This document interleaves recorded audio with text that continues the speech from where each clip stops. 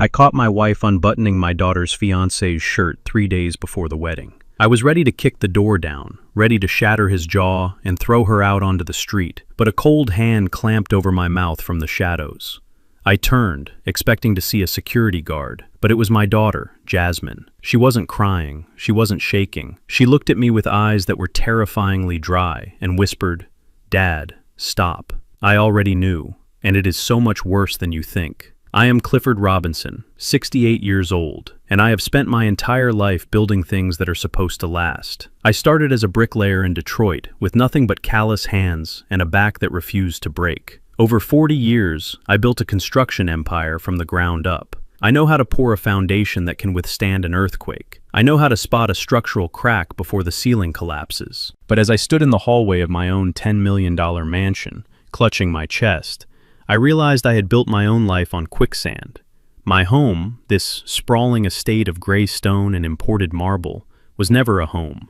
It was just a very expensive cage where I kept the people who were waiting for me to die.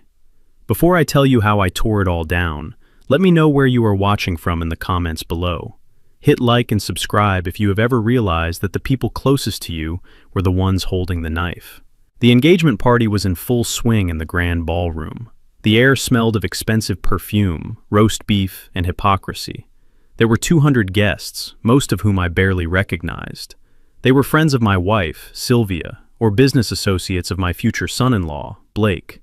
They drank my vintage champagne and laughed with their heads thrown back, their teeth gleaming under the crystal chandeliers I had paid for. I stood near the massive fireplace, holding a glass of sparkling water, feeling like a stranger at my own funeral. Sylvia was working the room, looking stunning in a silver gown that clung to her body a little too tightly for a woman of 55. She was smiling, touching arms, laughing that practiced laugh that used to charm me, but now just sounded like scratching on a chalkboard. She was playing the role of the devoted matriarch perfectly. My chest gave a painful throb. It wasn't a heart attack, not yet, but it was a warning. My doctor had told me to avoid stress, to take my medication, to slow down. But how do you slow down when you are surrounded by sharks? I patted my pocket for my nitroglycerin pills, but they weren't there. I must have left them on the nightstand in the master suite. I needed to get away from the noise anyway. The bass from the DJ booth was vibrating in my rib cage, matching the erratic rhythm of my heart. I set my glass down on a marble coaster and slipped out of the ballroom. No one noticed I was leaving. I was just the wallet that funded the party, not the guest of honor. The hallway leading to the family wing was dark and quiet, a stark contrast to the chaos of the party. The carpet was thick, swallowing the sound of my footsteps. I walked slowly, breathing through the tightness in my chest. I passed the portraits hanging on the wall. Me and my first wife, Jasmine's mother, on our honeymoon in Jamaica. She was the only woman who ever loved me when I was dusty and broke. Then a picture of Jasmine at her college graduation, looking proud and fierce. And finally, the recent photos. Me and Sylvia, me and Blake. Photos where my smile didn't quite reach my eyes. I reached the double doors of the master suite. They were slightly ajar. I frowned. I always kept them closed during parties. I reached out to push the door open, but a sound stopped me. It was a giggle, a low, husky giggle that I knew intimately. It was Sylvia. Then a man's voice, smooth and arrogant. "You are bad, Sylvia. What if the old man comes upstairs?" My hand froze on the brass handle. That was Blake, my daughter's fiancé. The man who was supposed to marry Jasmine in 72 hours. The man who had shaken my hand 2 hours ago and thanked me for welcoming him into the family. I shouldn't have looked. A wiser man would have turned around, gone back to the party, and pretended he didn't hear. But I am not a wise man. I am a builder. I need to see the damage with my own eyes. I pushed the door open just an inch, peering through the crack into the dressing room area of the suite. The light in the dressing room was dim, but I saw them clearly, too clearly. Sylvia was backed up against the mirrored wardrobe, her silver dress hiked up her thighs. Blake was standing between her legs, his hands not on her waist, but sliding possessively under the bodice of her dress. He wasn't kissing her like a son-in-law kisses a mother-in-law. He was devouring her. It was hungry, nasty, and comfortable. They had done this before, many times. I felt a physical blow to my gut, harder than any punch I had ever taken on a construction site. My vision blurred, my heart hammered against my ribs like a trapped bird, the pain radiating down my left arm. I watched as Blake pulled away, breathless, a smirk plastered on his handsome face. "You worry too much," he said, his voice dripping with disdain. "Clifford is probably downstairs writing a check to the caterer or dozing off in a corner. The old man has no clue." Sylvia ran her fingers through Blake's hair, a look of twisted adoration on her face that made my stomach turn. "We have to be careful, honey. Just a few more days. Once the wedding is over and the papers are signed, we are safe." "Safe?" Blake scoffed. "We are already safe. Have you seen him lately? He looks like a walking corpse. I give him 6 months, tops, especially with the new medication you are giving him. He won't survive the honeymoon night, let alone the first year." Sylvia laughed, a cruel, cold sound. "Don't say that. I need him to last long enough to update the trust fund transfer. Then he can have his heart attack." I couldn't breathe. This wasn't just adultery. This wasn't just a betrayal of my daughter. This was a conspiracy. They were talking about my death as if it were a business transaction, a calendar event to be managed. The rage that surged through me was hot and blinding. I forgot the pain in my chest. I forgot the pills. All I wanted was to burst into that room and tear Blake apart with my bare hands. I wanted to see the fear in Sylvia's eyes when she realized the meal ticket was fighting back. I gripped the door handle, my knuckles turning white. I took a deep breath, preparing to kick the door open and end this charade right now. I was going to ruin them. I was going to destroy their lives in front of every guest downstairs. But just as I shifted my weight to lunge forward, a hand grabbed my wrist. It was a strong grip, surprising for such slender fingers. Another hand clamped firmly over my mouth, stifling the roar of anger that was rising in my throat. I was yanked back into the shadows of the hallway with a force that made me stumble. I spun around, fists raised, ready to strike whoever dared to stop me. It was Jasmine, my beautiful, intelligent Jasmine. She was wearing her emerald green maid of honor dress, her hair perfectly styled, her makeup flawless, but her face was a mask of stone. There were no tears, no shock, no trembling lips. She looked at me with an intensity that chilled my blood. She pressed a finger to her lips, her eyes darting toward the crack in the door, where her fiancé was currently groping her stepmother. "Shh," she hissed, barely audible. "Do not make a sound." I stared at her, my mind reeling. I pulled her hand away from my mouth, my voice shaking with a mixture of fury and heartbreak. "Jasmine, did you see? Did you hear them? Your mother and that animal. They are in there. I know." She cut me off. Her voice was flat, devoid of emotion. "I have known for 3 months." I stared at her, stunned. "You knew? And you are still marrying him? You are letting them humiliate you. Jasmine, move out of my way. I am going to kill him." "No, you are not," she said, tightening her grip on my arm. Her fingernails dug into my suit jacket. "If you go in there now, you blow everything. You give them a chance to spin the story. Sylvia will claim you are having a dementia episode. Blake will say he was helping her with a zipper. They will gaslight you, Dad. And with your heart condition, the stress of a public fight tonight might actually kill you, just like they want." I looked back at the door. The murmurs and giggles were still coming from inside. My stomach churned. "So what do we do?" I whispered hoarsely. "We just let them do this? We let them laugh at us?" Jasmine's eyes narrowed, and for the first time, I saw something dark flicker in them. It wasn't sadness, it was hate. Pure, cold, calculated hate. "We don't do anything tonight," she said. "We go back downstairs. We smile. We cut the cake. You give a toast welcoming Blake to the family." "Are you insane?" I hissed. "I can't look at him without vomiting." "You have to," she said, her voice dropping to a terrifying whisper. "Because if they think they are safe, they get sloppy. You think this is just about them sleeping together? Dad, you have no idea. I have recordings. I have bank statements. I am not the victim here, Dad. I am the one holding the shovel." She stepped closer, her face inches from mine. "I am not letting them humiliate me. I am letting them dig their own graves. But I need you to be alive to see them fall in. So, take your hand off that door handle, fix your tie, and come downstairs." I looked at my daughter, really looked at her. I realized then that I didn't know her at all. I had raised a princess, but somewhere along the way, she had become a warlord. "It is worse than you think, Dad," she whispered, pulling me away from the door. Now walk, and don't look back. I let her lead me away from the bedroom, away from the sounds of my wife betraying me. My heart was still pounding, but the rhythm had changed. It was no longer the drumbeat of panic. It was the slow, steady march of war. I wiped a bead of sweat from my forehead, straightened my jacket, and prepared to give the performance of a lifetime. I didn't know it yet, but the stone mansion was about to become a battlefield, and the wedding in 3 days wouldn't be a celebration. It would be an execution. The heavy oak door of my private study clicked shut, sealing us inside. I have built skyscrapers less complicated than the mess you are in right now. She set the glass down. You think I am blind, Dad. You think because I grew up with money, I am soft. But I am your daughter. I pay attention to details. She crossed her arms over her chest. I found out about Blake and Sylvia 3 months ago. I came home early from the trip to Cabo. I saw his car in the driveway.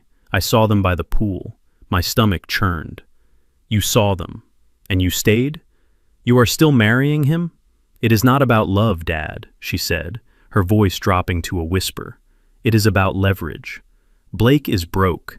He is not a tech entrepreneur. He is a glorified gambler with a mountain of debt. And Sylvia? She is greedy.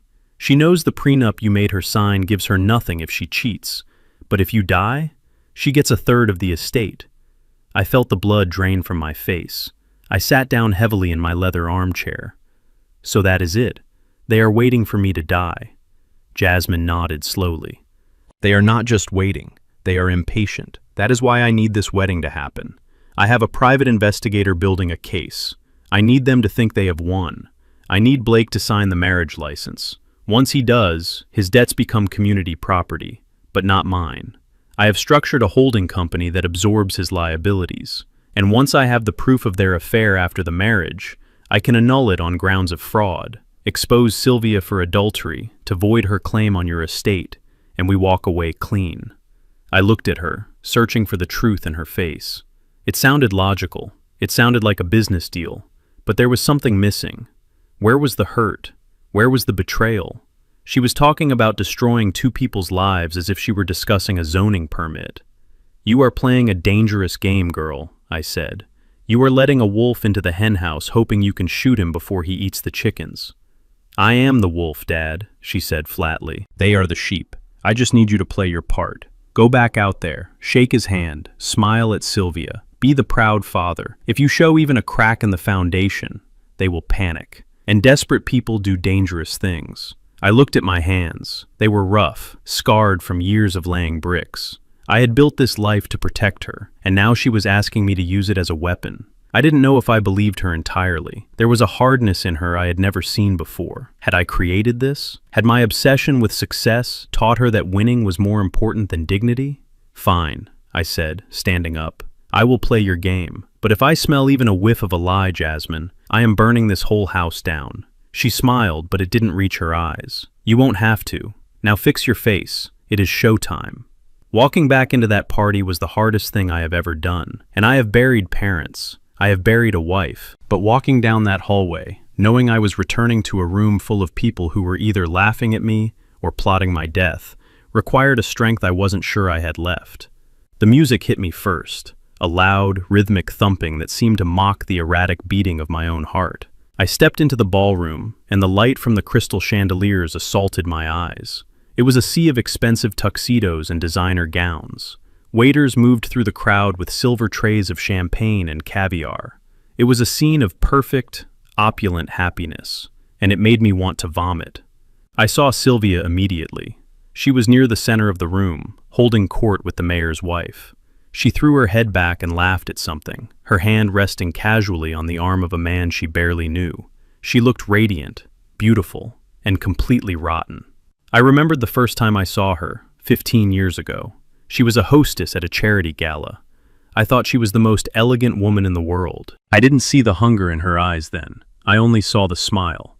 Now, watching her, I wondered how many times she had laughed like that while thinking about how much I was worth dead. I forced a smile onto my face. It felt tight, like a mask made of dried clay. I walked into the crowd, nodding to people I had known for decades.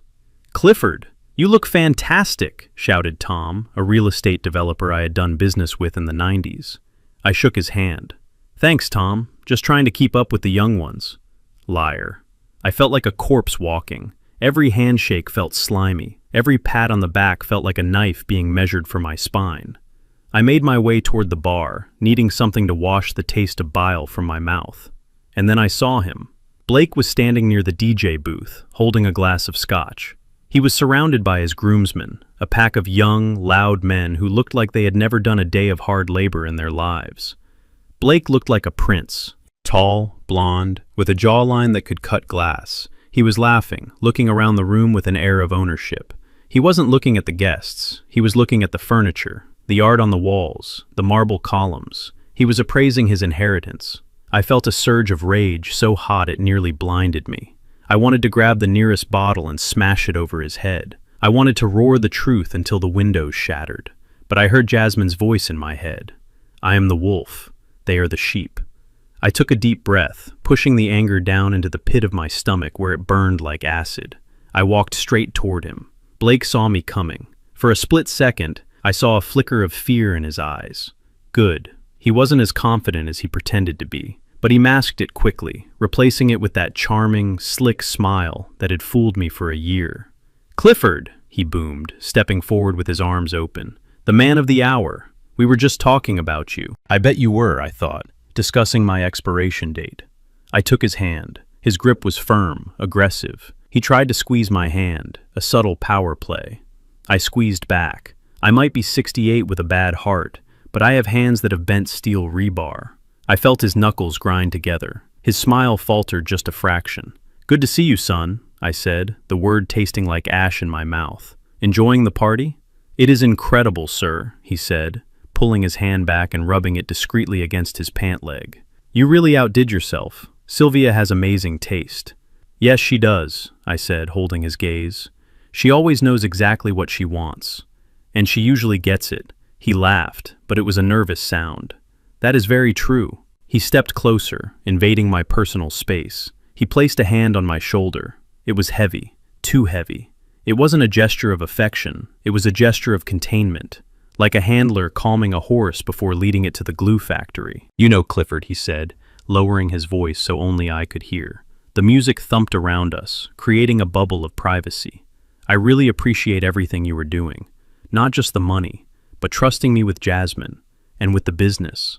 I know you were tired. You have worked hard your whole life." He leaned in, his cologne smelling of musk and arrogance.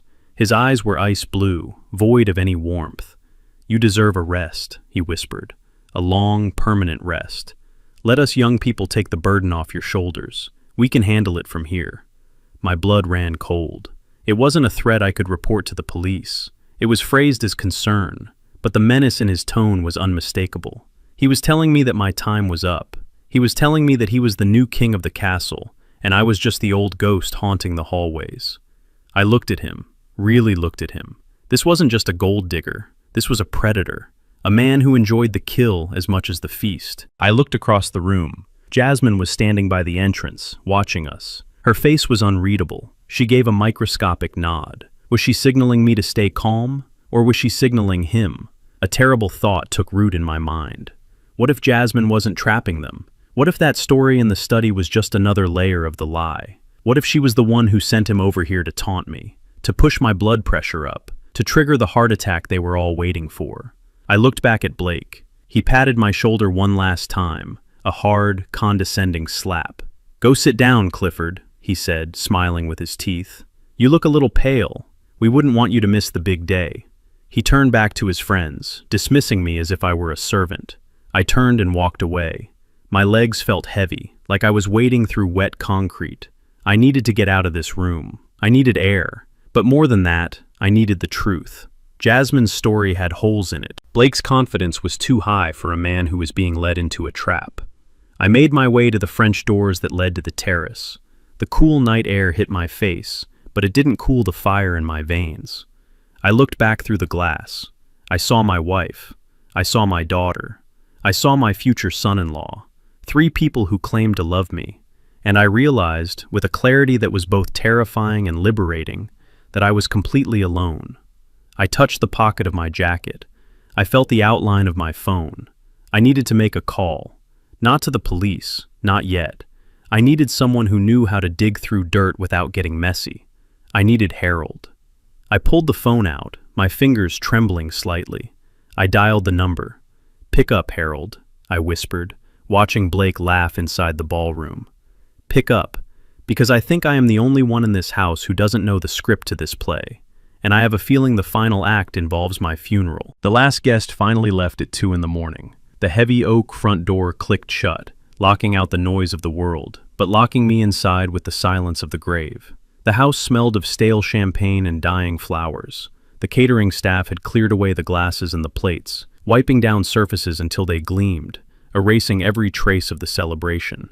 It was as if the party never happened, just like my marriage, just like the life I thought I had built. I stood in the foyer, loosening my tie. My chest still felt tight, a dull ache that radiated into my shoulder. I told myself it was just stress. It had to be stress, because if it was my heart failing, then they would win, and I was not ready to let them win.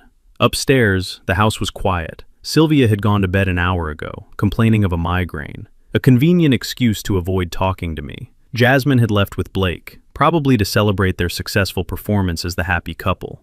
I was alone. Truly alone in a 10,000 square foot mausoleum. I couldn't sleep. The adrenaline from the encounter in the hallway was still pumping through my veins, mixing with the fear that Jasmine's plan was too fragile to work. I needed a place to think, a place where the air was honest. I walked down the long corridor to the heavy steel fire door that led to the garage. This was my real sanctuary. It wasn't the library with its unread books, or the living room with its uncomfortable Italian sofas. It was here, the garage. The fluorescent lights flickered on with a hum, illuminating the concrete floor. It was cleaner than the kitchen. I walked past the gleaming black Mercedes S-Class, the car Sylvia insisted on buying but never drove because she preferred the chauffeur. I walked past Jasmine's white Range Rover, and I stopped in front of my pride and joy, my 1969 Mustang Fastback. I had restored it myself, piece by piece, bolt by bolt. It was the only thing in this house that I truly owned, the only thing that didn't lie to me. I ran my hand over the cold metal of the hood. Cars are simple. If an engine knocks, it tells you something is broken. If the brakes squeal, they need replacing. People are not like that. People smile while they hold a knife behind their back. I walked over to the workbench in the corner. It was covered in tools, organized with military precision. Behind a row of oil cans, hidden from view, was a small black monitor. Sylvia thought I was just an old man who liked to tinker with engines. She didn't know that 3 years ago, when cash started disappearing from my wallet and odd cars started parking down the street, I had installed a closed-circuit camera system. Not in the house. Sylvia would have found those. She was too nosy. I installed them here, in the garage. Because the garage is where people think they are safe. It is where they drop their guard before they enter the house. It is where they make phone calls they don't want anyone to hear. I pulled up the stool and sat down. My joints popped. I felt every year of my 68 years tonight. I woke the system up. The screen glowed blue, casting a ghostly light on my face. I didn't want to watch live footage. The garage was empty now. I needed to see the past. I began to scroll back through the timeline. Yesterday, the day before. I stopped at a timestamp from 48 hours ago. Tuesday afternoon, 2 p.m. I saw Sylvia's car pull in. She got out, looking around nervously. She wasn't wearing her usual socialite mask. She looked hard, predatory. Then, a second car pulled in. Blake's Porsche. I leaned closer to the screen. My heart began to hammer against my ribs again. They stood between the cars. They didn't kiss. This wasn't a lover's rendezvous. Their body language was tense, urgent. Blake was pacing back and forth, waving his hands. Sylvia was standing still, arms crossed, her face like stone. I turned up the volume. The microphone I had hidden near the ventilation duct picked up their voices clearly over the hum of the refrigerator. "You are taking too long, Sylvia," Blake said. His voice was sharp, lacking the smooth charm he used at the dinner table. "The loan sharks are giving me until the end of the month. If I don't pay the interest, they start breaking fingers." "Keep your voice down," Sylvia hissed. She opened her purse. She pulled out a small orange prescription bottle. It wasn't my usual pharmacy bottle. It had no label. "Here," she said, thrusting the bottle at him. I switched the supplier. The last batch was too weak. He was just getting dizzy. "These are different." Blake took the bottle, holding it up to the light. "What are they?" Sylvia smiled. It was the ugliest smile I had ever seen. It was a smile void of humanity. "It is a mix," she said. "Antipsychotics and a high dose of sedatives. But the chemist said if he takes 2 of these a day, mixed with his heart medication, it creates a chemical reaction. It restricts blood flow to the frontal lobe." Blake looked at the bottle, then at her. "What does that mean in English?" "It means," Sylvia said, her voice dropping to a whisper that echoed like a gunshot in the empty garage, "that in 3 weeks, he won't just be tired. He will be confused. He will forget names. He will forget where he is, and eventually, his brain will turn to mush. We won't have to kill him, Blake. We won't have to stage an accident. He will simply lose his mind. And then I get power of attorney. I get the conservatorship, and we put him in a home where he can rot while we spend the money." I froze. The air in the garage seemed to vanish. I couldn't breathe. This wasn't adultery. This wasn't just greed. This was murder. They were planning to erase me.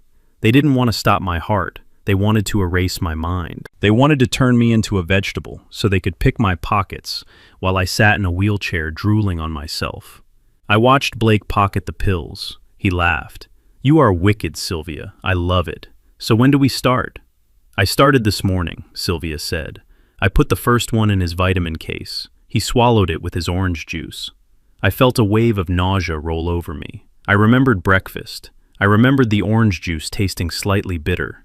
I had thought the fruit was just turning. I shut off the monitor. My hands were shaking so hard I could barely stand up. I wasn't just an old man dealing with a cheating wife anymore. I was a victim of poisoning. I was a man living with his executioners. I had to be sure. I had to know if Jasmine was right, or if I was already dying. I left the garage. I moved through the house like a ghost. I climbed the stairs, placing my feet carefully on the edges of the steps to avoid the creaks. I reached the door of the master bedroom. I pushed it open. The room was dark, lit only by the moonlight filtering through the curtains. I heard the rhythmic breathing of my wife. She was sleeping soundly, sleeping the sleep of the innocent, or the sleep of the sociopath. I crept toward the nightstand on my side of the bed. My heart was pounding so loud I was terrified she would hear it. There it was, my daily pill organizer. I picked it up. My hands were trembling. I opened the compartment for tomorrow morning, Wednesday. Inside, nestled among my usual white blood pressure pills and the yellow vitamin, was a blue pill. It looked almost exactly like my nitroglycerin heart medication. Almost. But I have been in construction for 40 years. I know materials. I know that different batches of concrete have different textures. I know that steel has a specific sheen. I reached into the hidden pocket of my wallet. I always kept an emergency stash of my real heart medication there, a habit from my days working on remote sites. I pulled out a real pill. I held them side by side in the moonlight. The real pill was glossy, with a tiny engraved number on the side. The pill from the organizer was matte. It was slightly chalky, and it had no number. I raised the fake pill to my nose. It smelled faintly of almonds and chemicals. My real medicine had no smell. The realization hit me with the force of a wrecking ball. Jasmine was right about the plot, but she was wrong about the timeline. They weren't waiting for the wedding. They were actively killing me now. Every day I stayed in this house, every meal I ate, every glass of water I drank, was a game of Russian roulette. I looked at Sylvia's sleeping form. I had the urge to grab a pillow and smother her, to end it right now, to make her pay for the poison she had fed me with a smile. But I stopped myself. If I killed her, I went to jail, and Blake would get everything. Jasmine would be left with nothing. No, that was too easy for them. I put the fake pill in my pocket. This was evidence. This was my weapon. I put the real pill back in my wallet and placed the organizer back on the nightstand, exactly as I had found it. I backed out of the room, my eyes never leaving my wife. I went downstairs to the kitchen. I poured the rest of the orange juice down the sink. Then I went to the pantry and opened a sealed can of peaches. I ate them quickly, ravenously. It was the only food I could trust. I sat at the kitchen island, staring at the darkness. They wanted to turn my brain to mush? Fine. Let them think it was working. I would play the part. I would be the confused old man. I would stumble. I would forget names. I would let them think the poison was taking hold. Because a confused enemy is an underestimated enemy, and an underestimated enemy is the most dangerous kind. I took out my phone. I didn't call the police. I sent a text message to Harold, my lawyer. Meet me at the diner on 4th Street, 6 a.m. Come alone, and bring the audio recorder. I deleted the message. Then I sat in the dark and waited for the sun to rise. I was Clifford Robinson. I had built skyscrapers on swampland. I had survived riots and recessions. I wasn't going to let a gold-digging boy and a treacherous wife take me down with a blue pill. The war had just begun, and I was going to bring the whole house down on top of them. The sound of silver scraping against fine china is usually the sound of civilization. Tonight it sounded like scalpels sharpening against bone. We were sitting at the long mahogany table in the formal dining room, a table I had custom-made from a single slab of reclaimed timber 20 years ago. It was solid. It was heavy. It was built to host Thanksgiving dinners and Christmas breakfasts.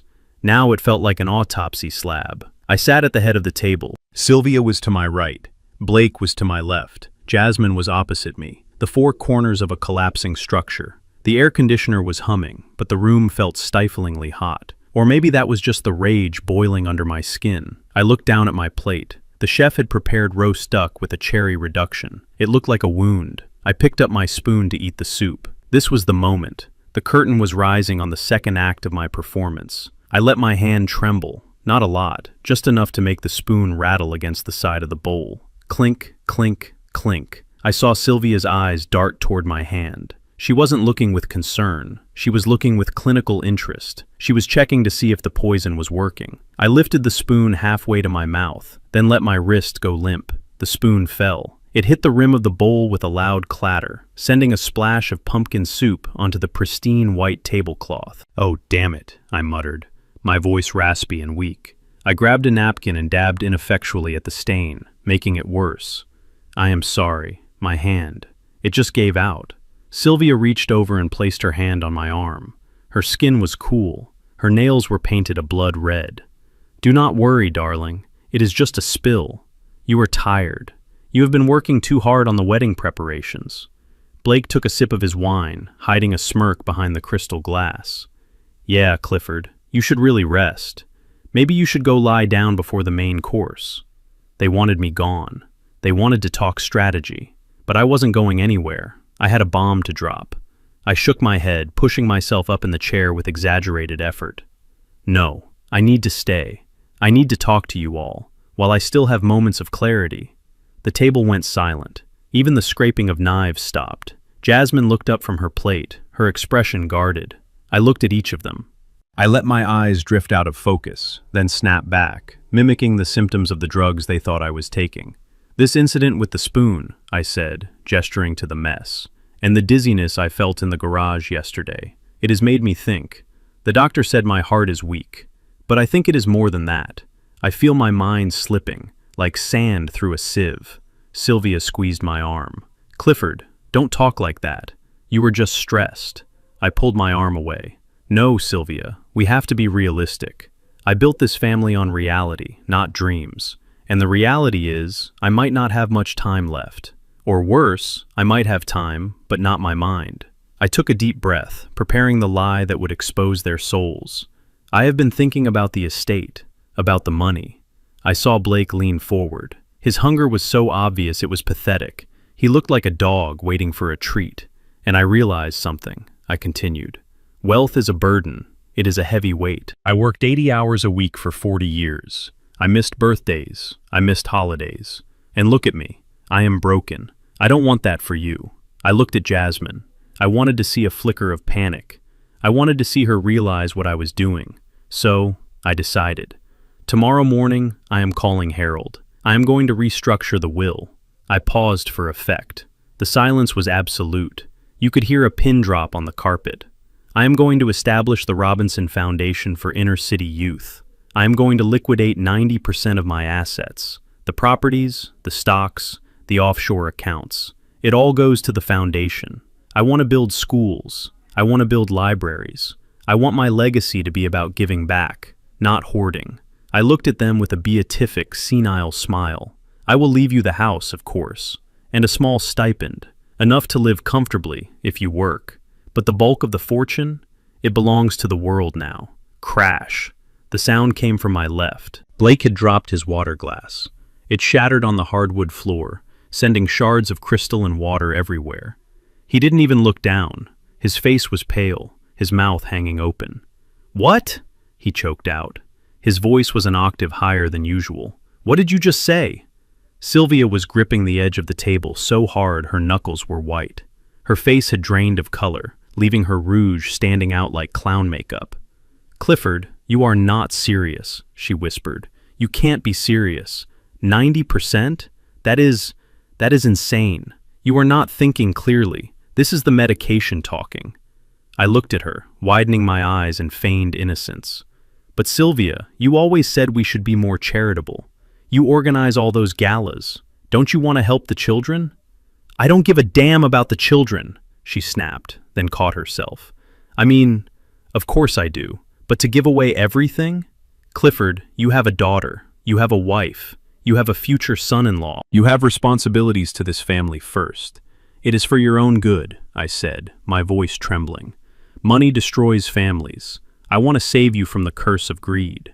Blake stood up. He was shaking. He looked like he was about to punch me. "Sir, with all due respect, this is crazy. You can't just burn $50 million because you dropped a spoon. You need a doctor. You need a competency hearing." There it was, the threat. He was already moving to the insanity defense. I turned my head slowly toward Jasmine. This was the test. This was the moment of truth. If she was truly on my side, if she was truly trapping them, she would play along. She would say, "That is a noble idea, Dad." She would encourage it to make them panic further, or she would remain silent. But Jasmine didn't stay silent, and she didn't play along. She placed her knife and fork down on her plate with precise, deliberate movements. She picked up her napkin and dabbed the corners of her mouth. Then she looked at me. Her eyes were not the eyes of a daughter looking at a sick father. They were the eyes of a shark looking at a wounded seal. They were cold, dead, calculating. "Dad, stop it," she said. Her voice was ice. I blinked, genuinely surprised by her tone. "Jasmine, you are not giving the money to charity," she said flatly. "You are not liquidating the assets, and you are certainly not calling Harold tomorrow." "Why not, sweetheart?" I asked, keeping my voice wavering. "Don't you want to help people?" "I want to help this family," she said. "You built this empire for us, for me. You told me that every single day of my life. This is for you, Jasmine. This is your legacy.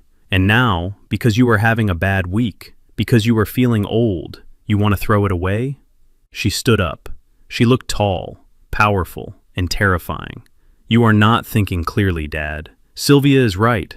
Maybe it is the medication, maybe it is the stress, but you are making irrational decisions. And as your daughter, as your heir, I cannot let you destroy this company."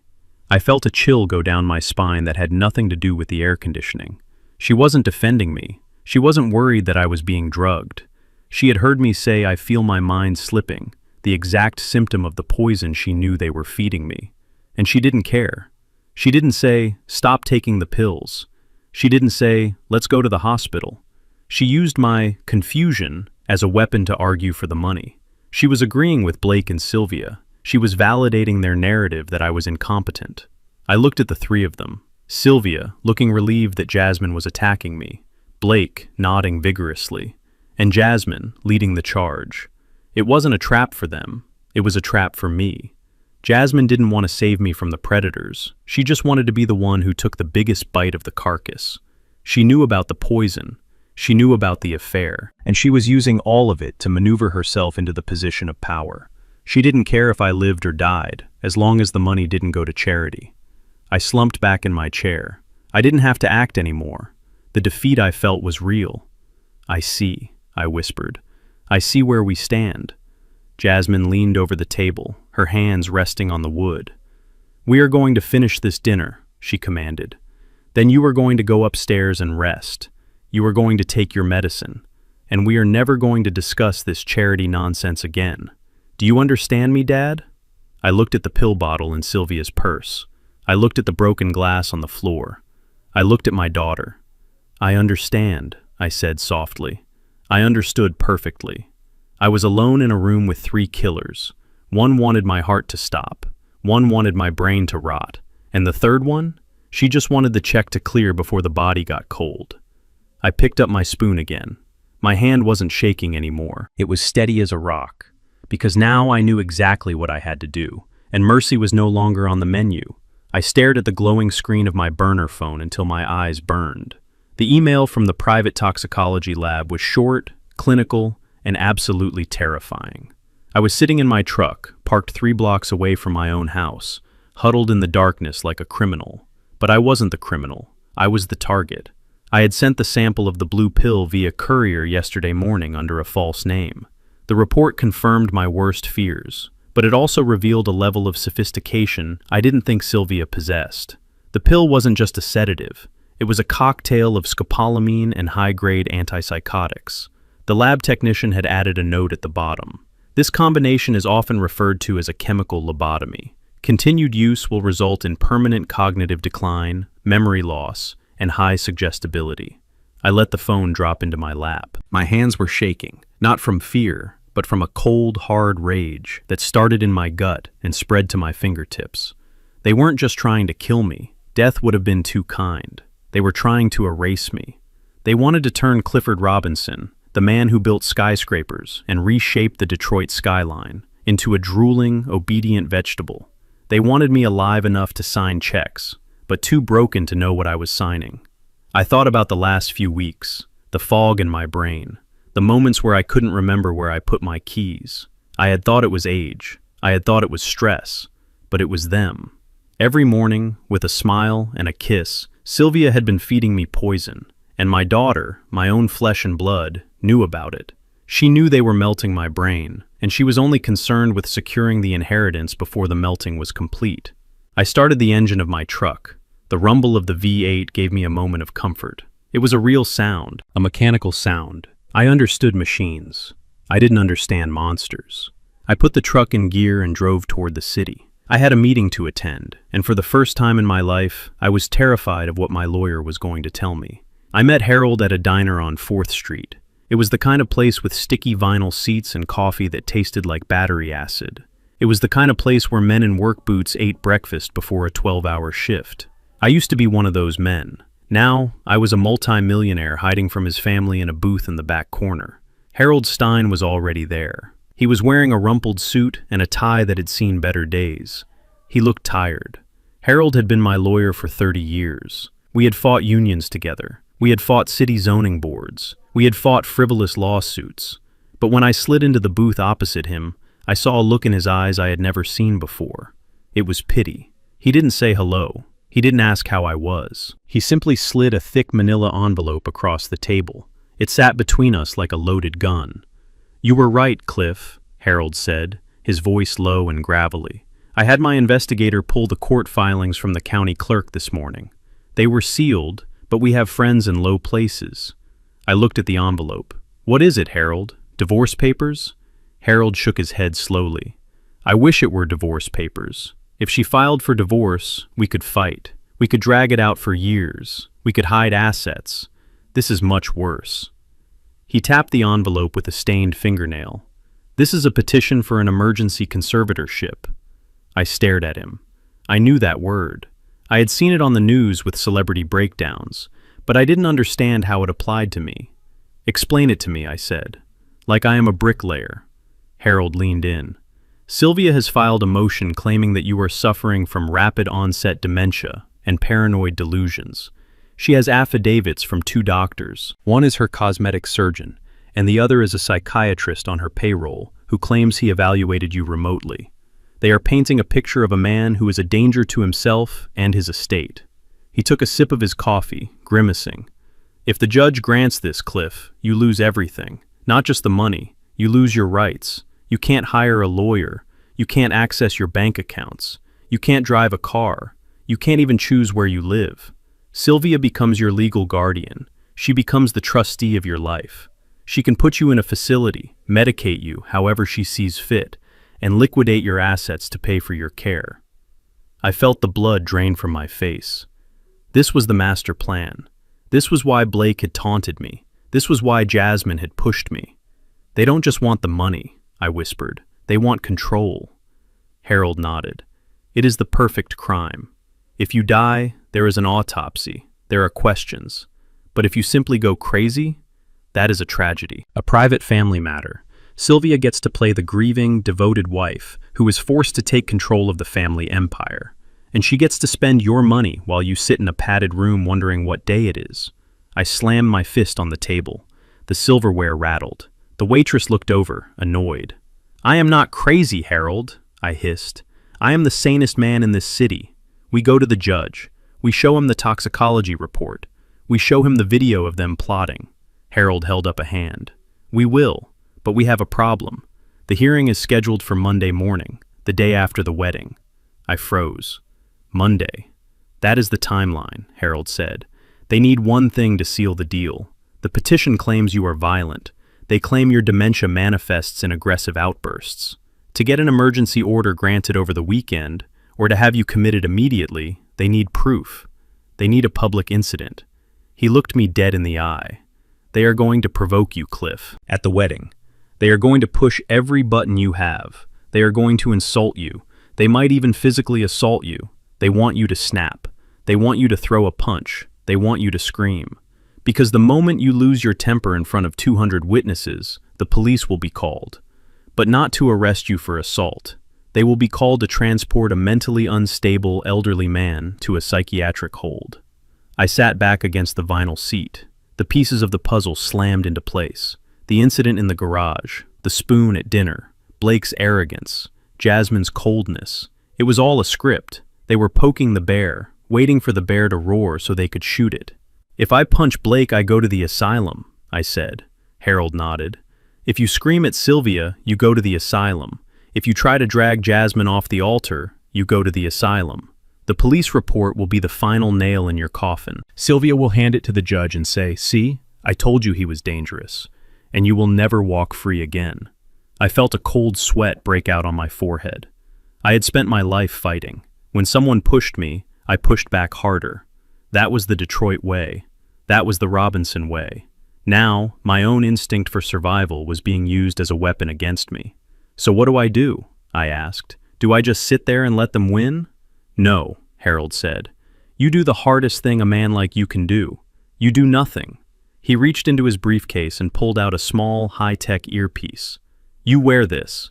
I will be in a van outside with a team of private security and 2 off-duty police officers I have hired.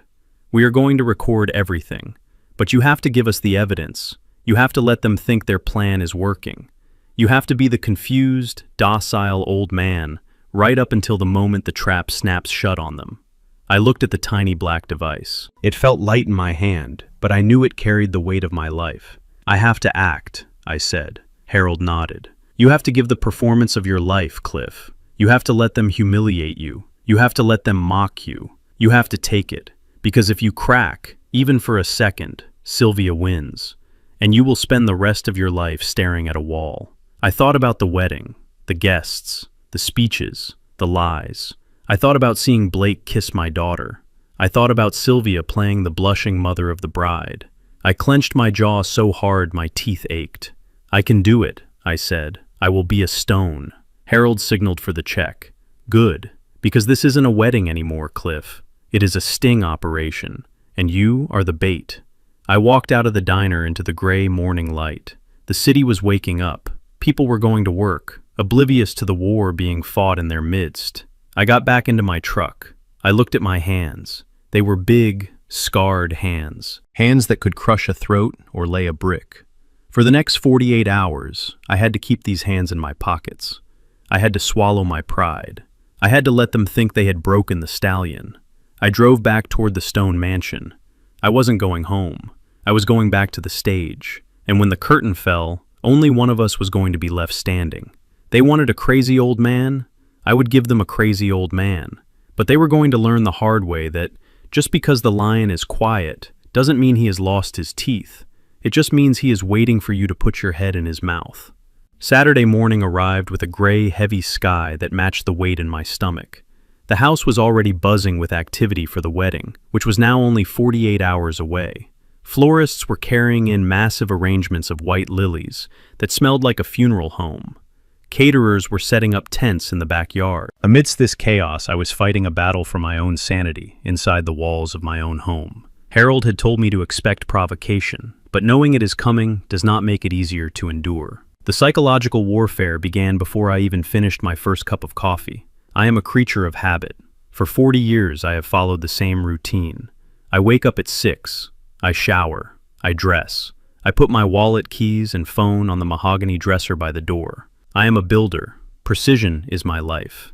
I do not lose things. But when I reached for my wallet that morning, it was gone. I patted my pockets. I checked the nightstand. I checked the bathroom counter. Nothing. A cold spike of adrenaline hit me. My driver's license was in there. My credit cards. But more importantly, my sanity was in there. I knew I had placed it on the dresser the night before. I remembered the sound of the leather hitting the wood. I walked out into the hallway. Sylvia was directing 2 men who were hanging a tapestry. She looked at me with that practiced look of concern that made my skin crawl. "What is wrong, Clifford? You look flushed." "My wallet," I said, trying to keep my voice steady. "I cannot find my wallet." She sighed a long, dramatic exhale that drew the attention of the workers. "Oh, Clifford, not again. We talked about this. You put it in the kitchen last night, remember? You were looking for ice cream." I stared at her. I had not eaten ice cream in 10 years because of my lactose intolerance. I had not been in the kitchen last night. I had been in the garage, discovering her plot to murder me. "I did not go to the kitchen, Sylvia," I said. She walked over and patted my cheek. Her hand felt like a branding iron. "Come on, darling. Let us look together. You get so confused when you are tired." We walked into the kitchen. The housekeeper, Maria, was chopping vegetables. Maria had been with us for 5 years. I had paid for her son's dental surgery, but when she looked at me now, she did not see the man who helped her. She saw the man who signed her checks. She looked away nervously. Sylvia walked straight to the refrigerator and pulled the door open. There, sitting on top of a carton of milk, next to a tub of yogurt, was my brown leather wallet.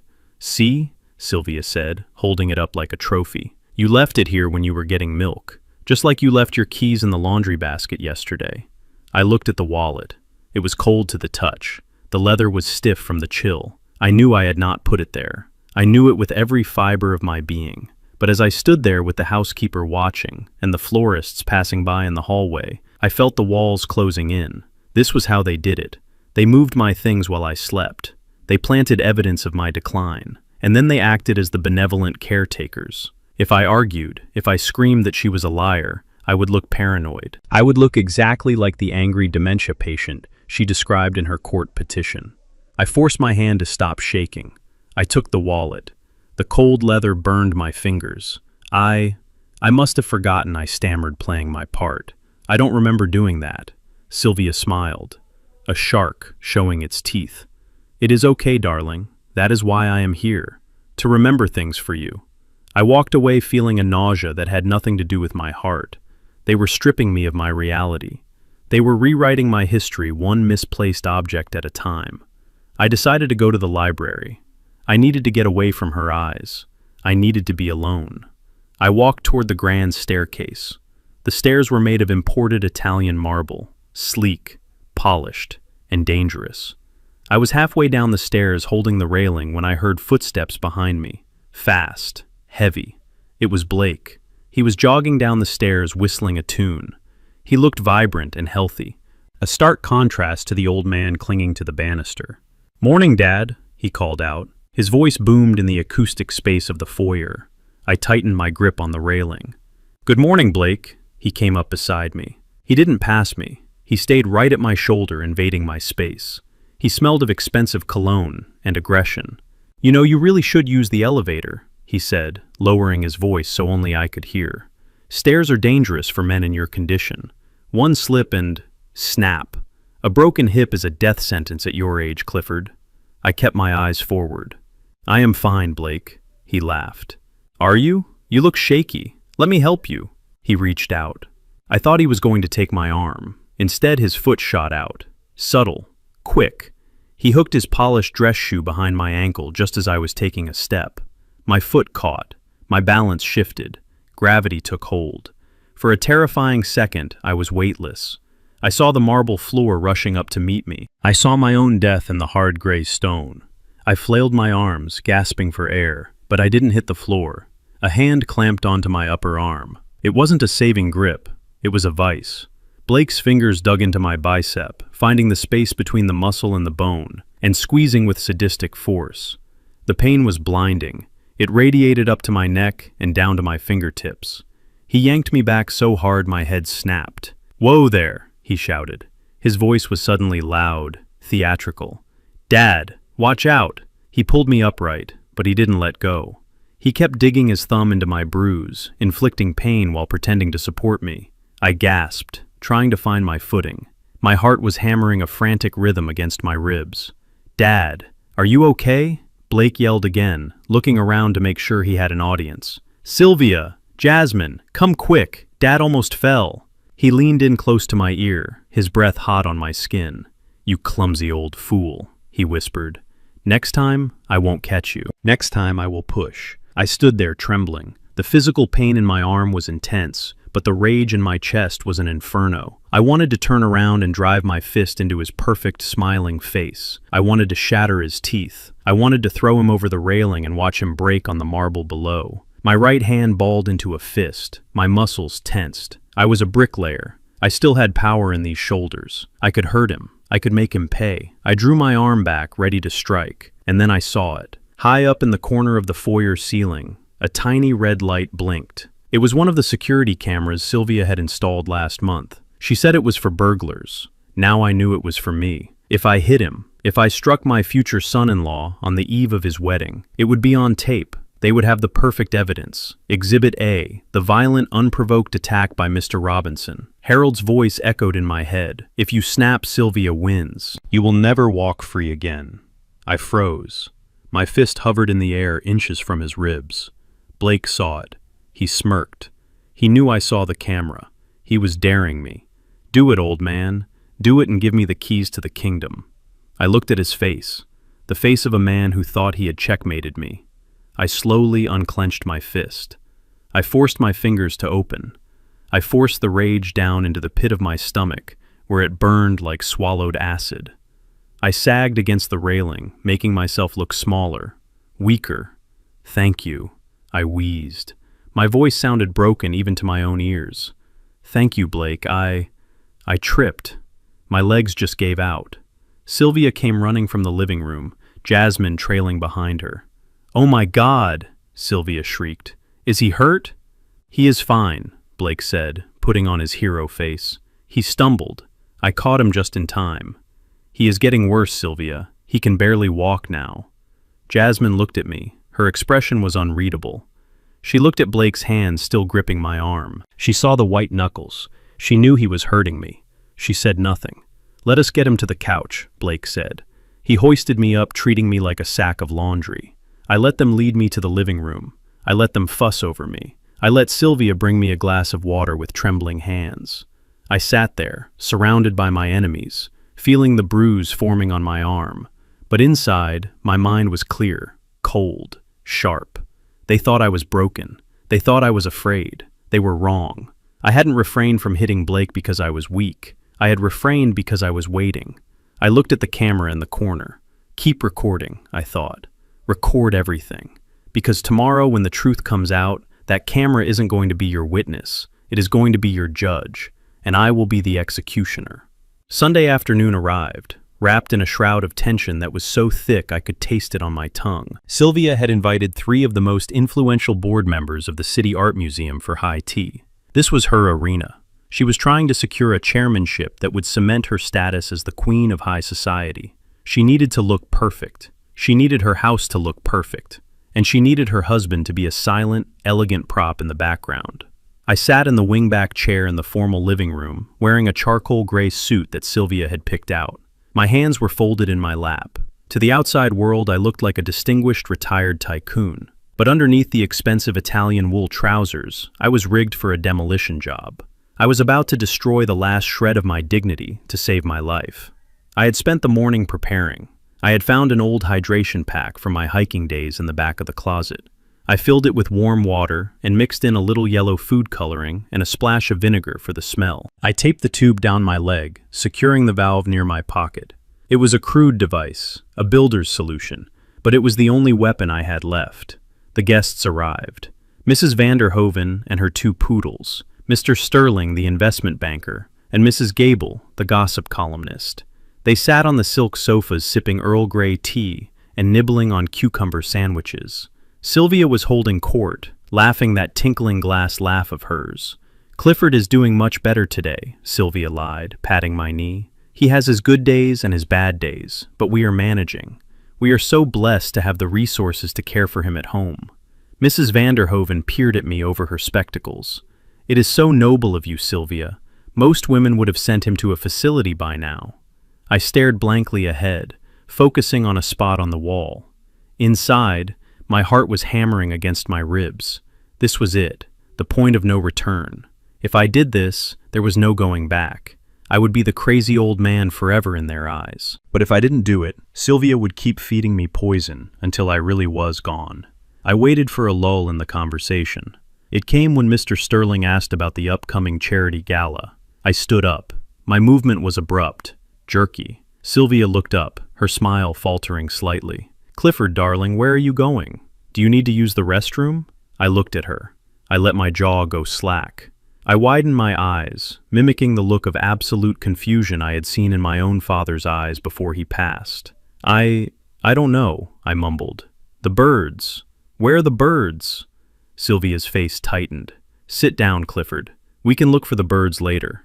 I took a step toward the center of the room, right onto the priceless Persian rug Sylvia had bought at auction last year. It cost more than my first house. I reached into my pocket and found the valve.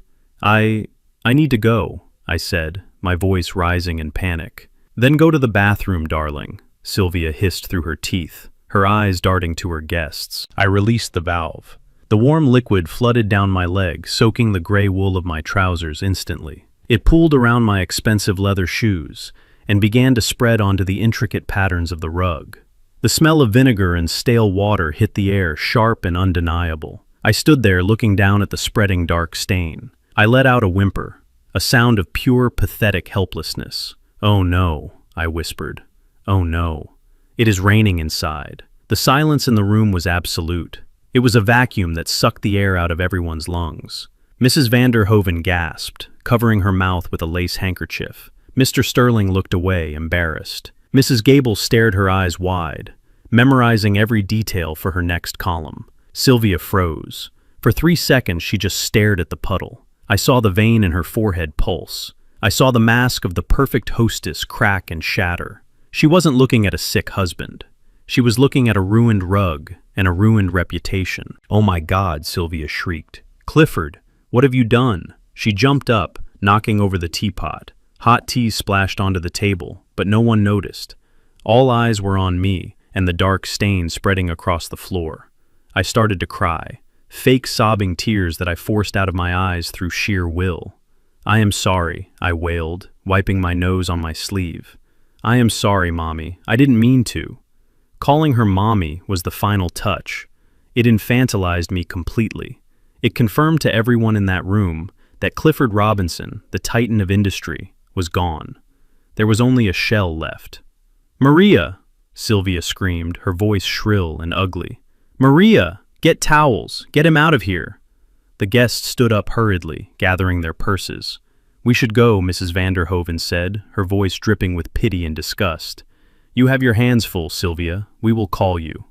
"No, please stay," Sylvia begged, grabbing Mrs. Vanderhoven's arm. "He is just having an episode. It is the medication." But they were already moving toward the door, stepping wide around the puddle. The smell was filling the room. My performance was perfect. Maria, the housekeeper, ran in, her eyes wide. She grabbed my arm and began to pull me toward the stairs. I shuffled along, head down, listening to the front door close. As soon as the guests were gone, Sylvia turned on me. She didn't hit me. She didn't scream. She just looked at me with a cold, dead hatred that was far more terrifying. "You disgusting old animal," she hissed. "You did that on purpose." I stared at her, drooling slightly. "Who are you?" I asked. She stared at me, searching for a sign of deception, but I gave her nothing. I was a stone.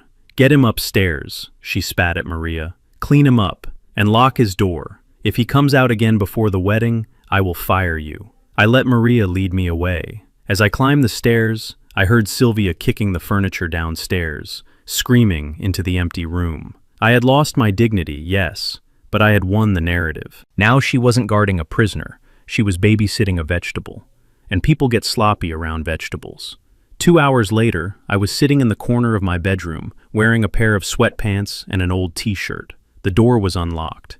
They hadn't bothered to lock it because they thought I was too confused to operate the handle. I sat in the armchair, staring out the window at the setting sun.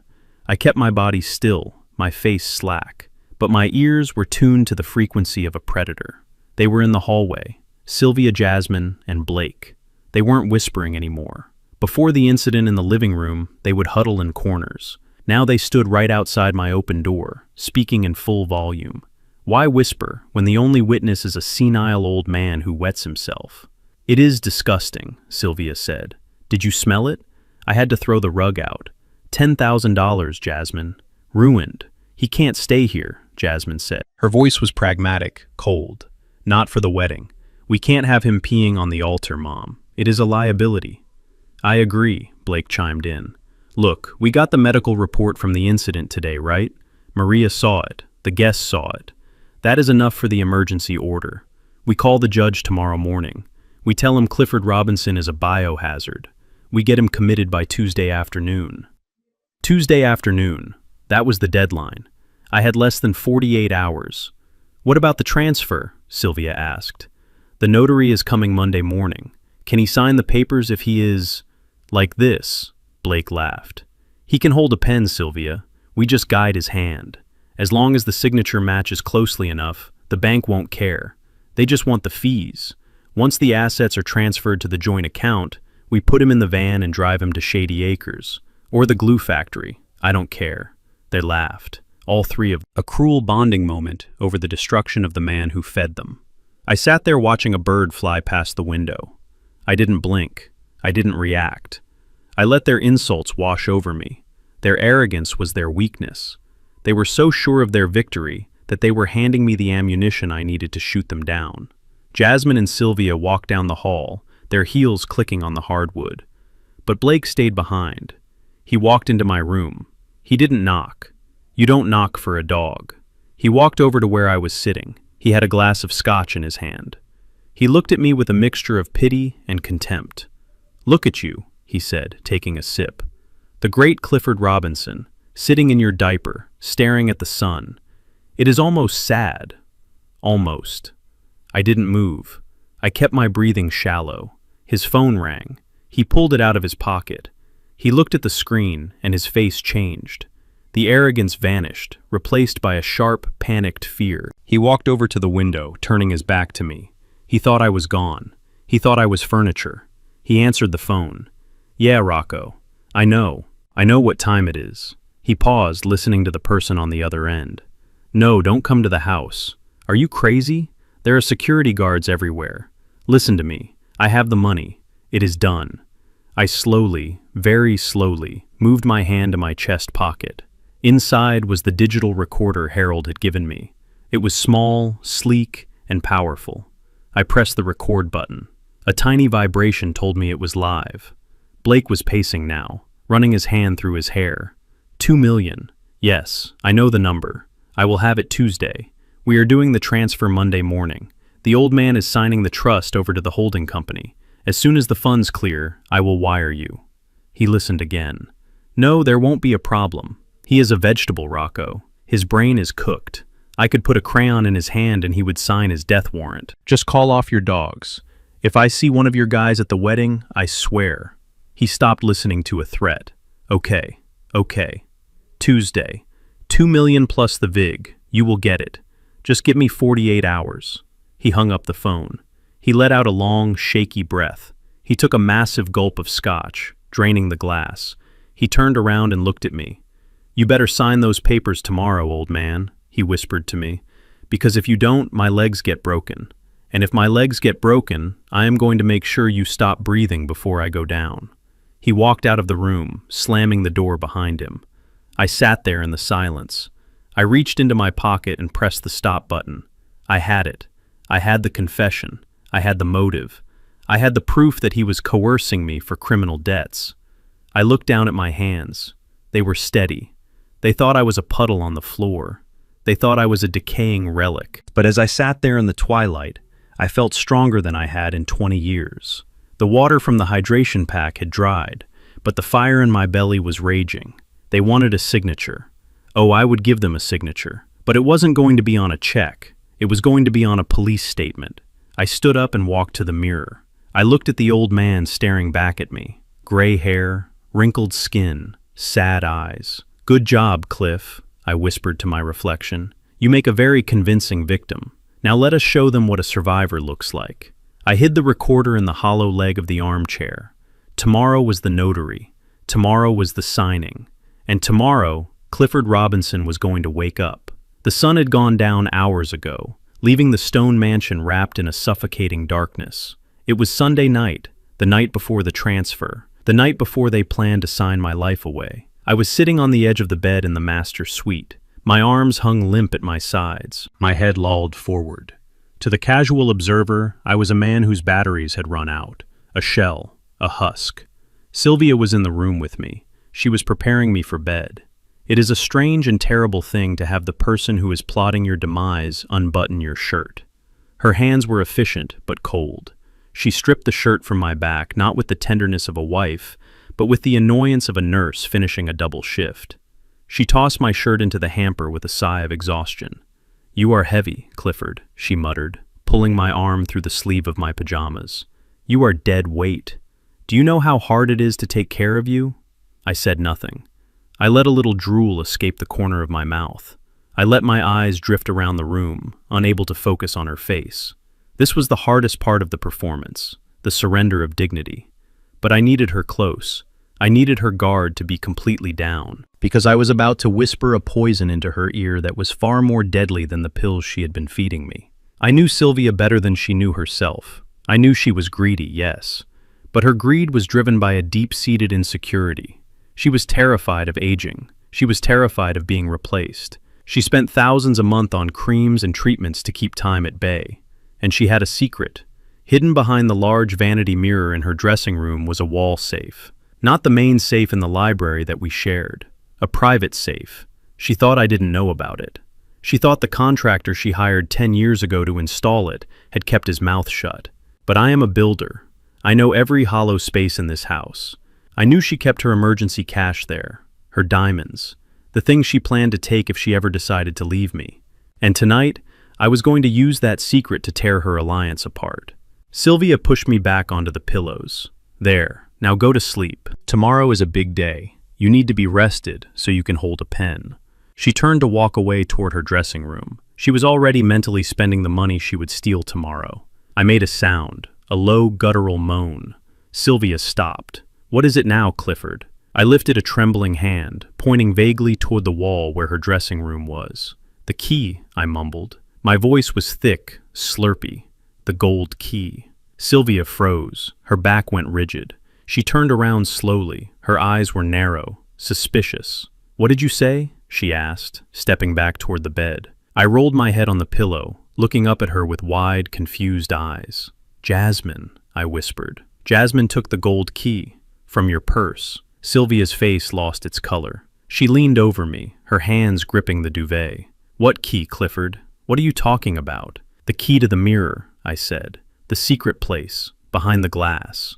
I saw the panic ignite in her eyes. I had never mentioned the safe in 10 years. The fact that I knew about it terrified her. But the fact that I said Jasmine had the key terrified her more. "You were dreaming," she said, but her voice shook. "You were confused." "No," I whined like a child.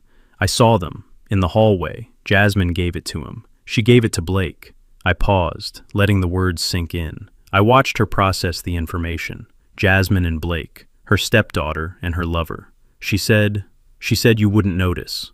I continued letting the lies flow like dirty water. She said you were too old. She said you were slipping. Sylvia's grip on the duvet tightened until her knuckles were white. "What did they say, Clifford? Tell me." I closed my eyes, feigning exhaustion. "Blake laughed," I whispered. "He said, Once they get the money, they don't need the old hag anymore. He said they will put you in the home with me. The silence in the room was deafening. I could hear Sylvia's breathing. It was fast, shallow. I had hit the bullseye. Old hag. That was the dagger. Blake was 27 years younger than her. She knew deep down that he was only with her for the lifestyle. But hearing it confirmed, hearing that he was plotting with Jasmine to discard her, played into her deepest, darkest fears. I opened one eye just a crack. Sylvia was standing over me, looking at nothing. Her face was a mask of pure, unadulterated rage. She looked like a statue carved from ice. "Are you sure, Clifford?" she whispered. "Are you sure you saw the key?" "Yes," I moaned. "The little gold one, with the ruby. That was the detail that sealed it. The key did have a tiny ruby chip in it. Only she knew that. She didn't say another word to me. She didn't tuck me in. She didn't turn off the light. She turned on her heel and marched toward her dressing room.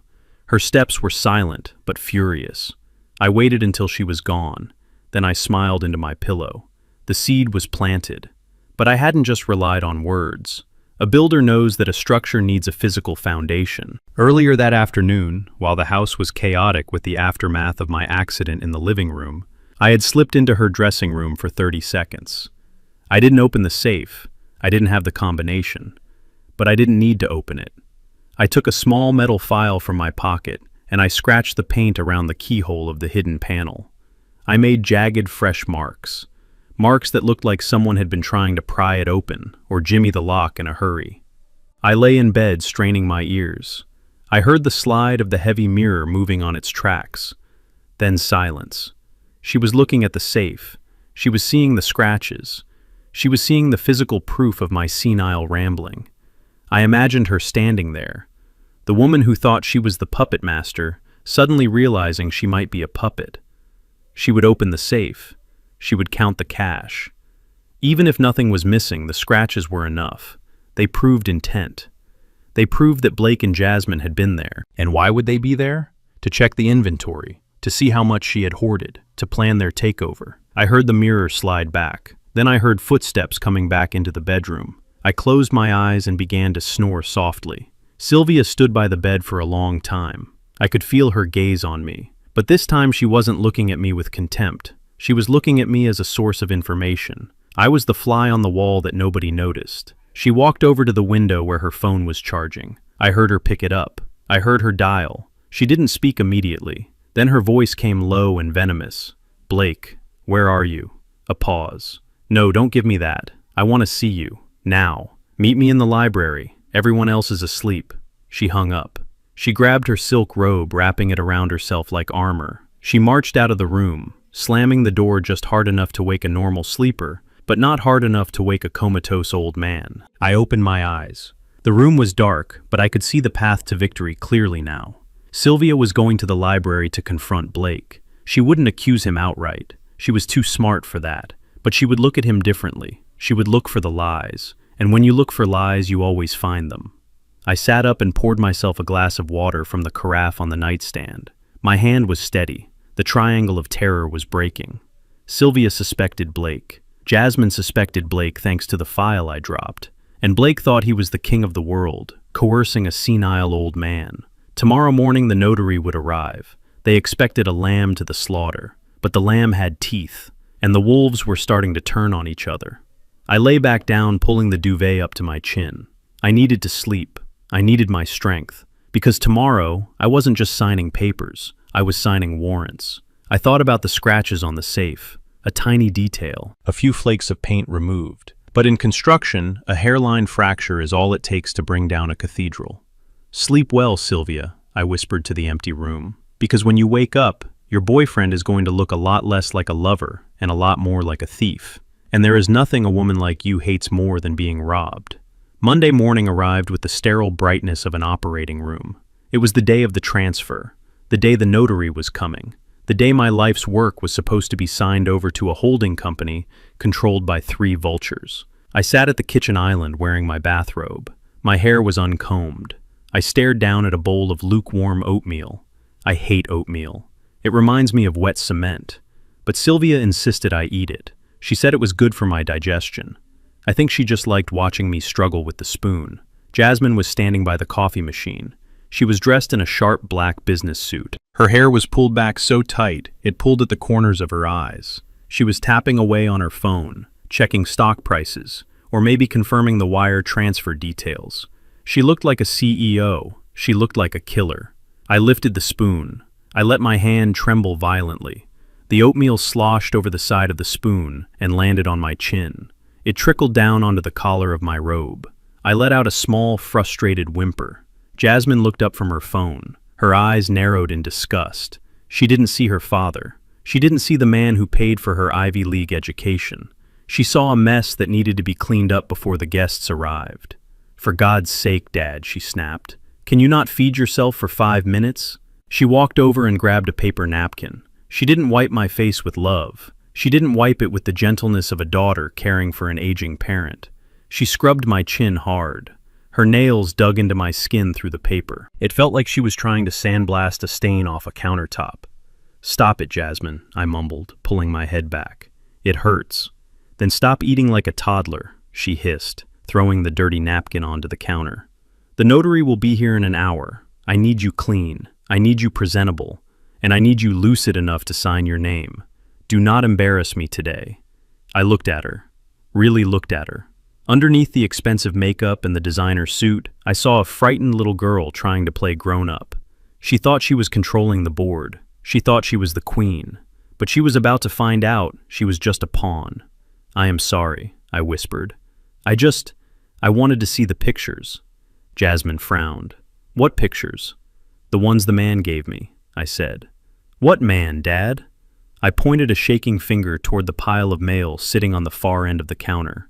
It was mostly bills and catalogs, but tucked underneath a magazine was a thick manila envelope. Harold had slipped it into the mail stack yesterday, when he came to drop off some legitimate legal notices. Sylvia had ignored it because it looked like junk mail. Jasmine rolled her eyes. She walked over and grabbed the stack. She was looking for bank statements, not surprises. "This is just junk, Dad," she said, flipping through them. "Pottery barn, electric bill, life insurance." She stopped.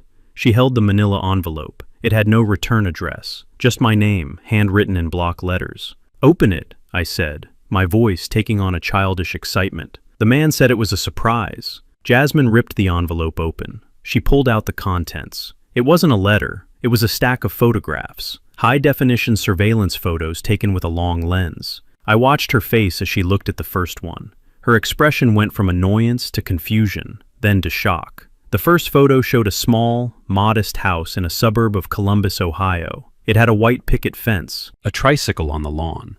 It was the kind of house a blue-collar family lives in. The second photo showed a woman. She was not glamorous like Sylvia. She was not sharp like Jasmine. She was soft. She wore jeans and a t-shirt. She was kneeling in the garden planting flowers. She looked kind. The third photo was the kill shot. It showed the woman standing on the porch kissing a man. The man was holding a toddler in his arms. The man was wearing a baseball cap and sunglasses, but there was no mistaking that jawline. There was no mistaking that smile. It was Blake. And he wasn't looking at that woman the way he looked at Jasmine. He wasn't looking at her with dollar signs in his eyes. He was looking at her with love. Genuine, comfortable, boring love. Jasmine's hands started to shake. The papers rattled in the silent kitchen. "Who is this?" she whispered. Her voice was barely audible. I leaned forward, peering at the photo she was holding. "Look at the little boy," I said, pointing at the toddler in the picture. "He looks just like Blake, doesn't he? Same nose." Jasmine didn't answer. She flipped to the next document in the stack. It wasn't a photo. It was a photocopy of a birth certificate. Father, Blake Edward Anderson. Mother, Sarah Miller. Date of birth, 3 years ago. She flipped to the next page. A marriage license, dated 4 years ago. No record of divorce. I watched the color drain from my daughter's face. She looked like she had been punched in the gut. She gripped the counter for support. "He is married," she choked out. "He is married." I decided to twist the knife. I needed to break her arrogance completely. "Maybe that is his sister," I said innocently. "But why are they kissing?" Jasmine wasn't listening to me. Her mind was racing. She was doing the math. She thought she was the smart one. She thought she was using Blake to get my money, and then she would discard him. She thought she was the predator. But looking at those photos, she realized the truth. Blake wasn't playing her game. He was playing his own. He wasn't going to stay with her after he got the money. He wasn't going to help her run the company. He was going to take his cut and run. He was going to go back to Ohio, back to this soft woman and this little boy. He was going to use my money to build a life with his real family, while leaving Jasmine holding the bag for the fraud, the poisoning, and the elder abuse. She realized she wasn't a partner. She was a mark. She looked at the dates on the photos. The timestamp was from last week, 2 days before he arrived at our house for the wedding prep. He was there, she whispered. He told me he was in New York meeting investors. He was in Ohio, with her. I took a spoonful of cold oatmeal. It tasted like victory. He looks happy, I said. Happier than he looks here. He smiles real big in that picture. Shut up, Dad, Jasmine snapped. But there was no heat in it. She was broken. She dropped the photos onto the counter. She stared at the image of the little boy. The boy who looked exactly like Blake. The boy who was the rightful heir to the fortune Blake was trying to steal. She looked up at me. For a second, the mask slipped completely. I saw the daughter I used to know, the one who got her heart broken by her high school prom date. I saw the pain. I saw the humiliation. She realized that the man she was sleeping with, the man she was conspiring with, didn't love her. He didn't even like her. He was using her just like she was using me. But then the wall came back up. The hurt turned into something else. It turned into a cold, hard rage. She picked up the photos and shoved them back into the envelope. She shoved the envelope into her purse. She didn't cry. Jasmine Robinson doesn't cry. She smoothed her suit jacket. She checked her reflection in the microwave door. "Eat your oatmeal, Dad," she said. Her voice was flat, dead. "The notary is coming. We have business to do." She turned and walked out of the kitchen. She didn't go toward Blake's room. She went toward her office. I watched her go. I felt a pang of sadness. I had raised a monster who could look at proof of betrayal and not scream, but instead calculate her next move. But I also knew I had won. Jasmine wouldn't tell Blake she knew. That wasn't her style. She would wait. She would let him sign the papers. She would let him think he won, and then she would destroy him. But she didn't know that I was going to destroy them all first. I pushed the bowl of oatmeal away. Sylvia suspected Blake. Jasmine knew Blake was a fraud. And Blake was terrified of the loan sharks. The triangle was shattered. They were 3 scorpions in a bottle, and I was about to shake it. I stood up and poured the rest of the oatmeal down the sink. I washed my face. I looked in the mirror. "Showtime, Cliff," I whispered. I walked back to my room to get dressed for the signing. I chose my best suit, the navy blue one with the pinstripes. It was a power suit, a suit for a man who is in charge. They would think I was dressing up for my own funeral. They didn't know I was dressing for court. As I tied my tie, my hands were steady. The trembling was gone. The confusion was gone. I was Clifford Robinson, and today I was taking my house back. The afternoon sun was fighting a losing battle against the thick gray stone of the mansion. The notary had left hours ago. The papers were signed. The transfer of the trust was initiated, but it would not clear until tomorrow morning. That was the window. That was the kill zone. I found Blake in the billiards room practicing his break. He was wearing a polo shirt that cost more than my first car. He looked like a man who had already won the lottery. He was whistling. I stood in the doorway, leaning heavily on my cane. I let my mouth hang open slightly. I let my hand tremble against the doorframe. "Blake," I rasped. My voice sounded like dry leaves scraping together. He looked up, annoyance flashing across his face. He didn't hide it anymore. Why should he? I was just a signature to him now. "What do you want, Clifford? I am busy." "I need help," I whined. "The wine. For the rehearsal dinner," Sylvia said. Sylvia said I have to pick the vintage.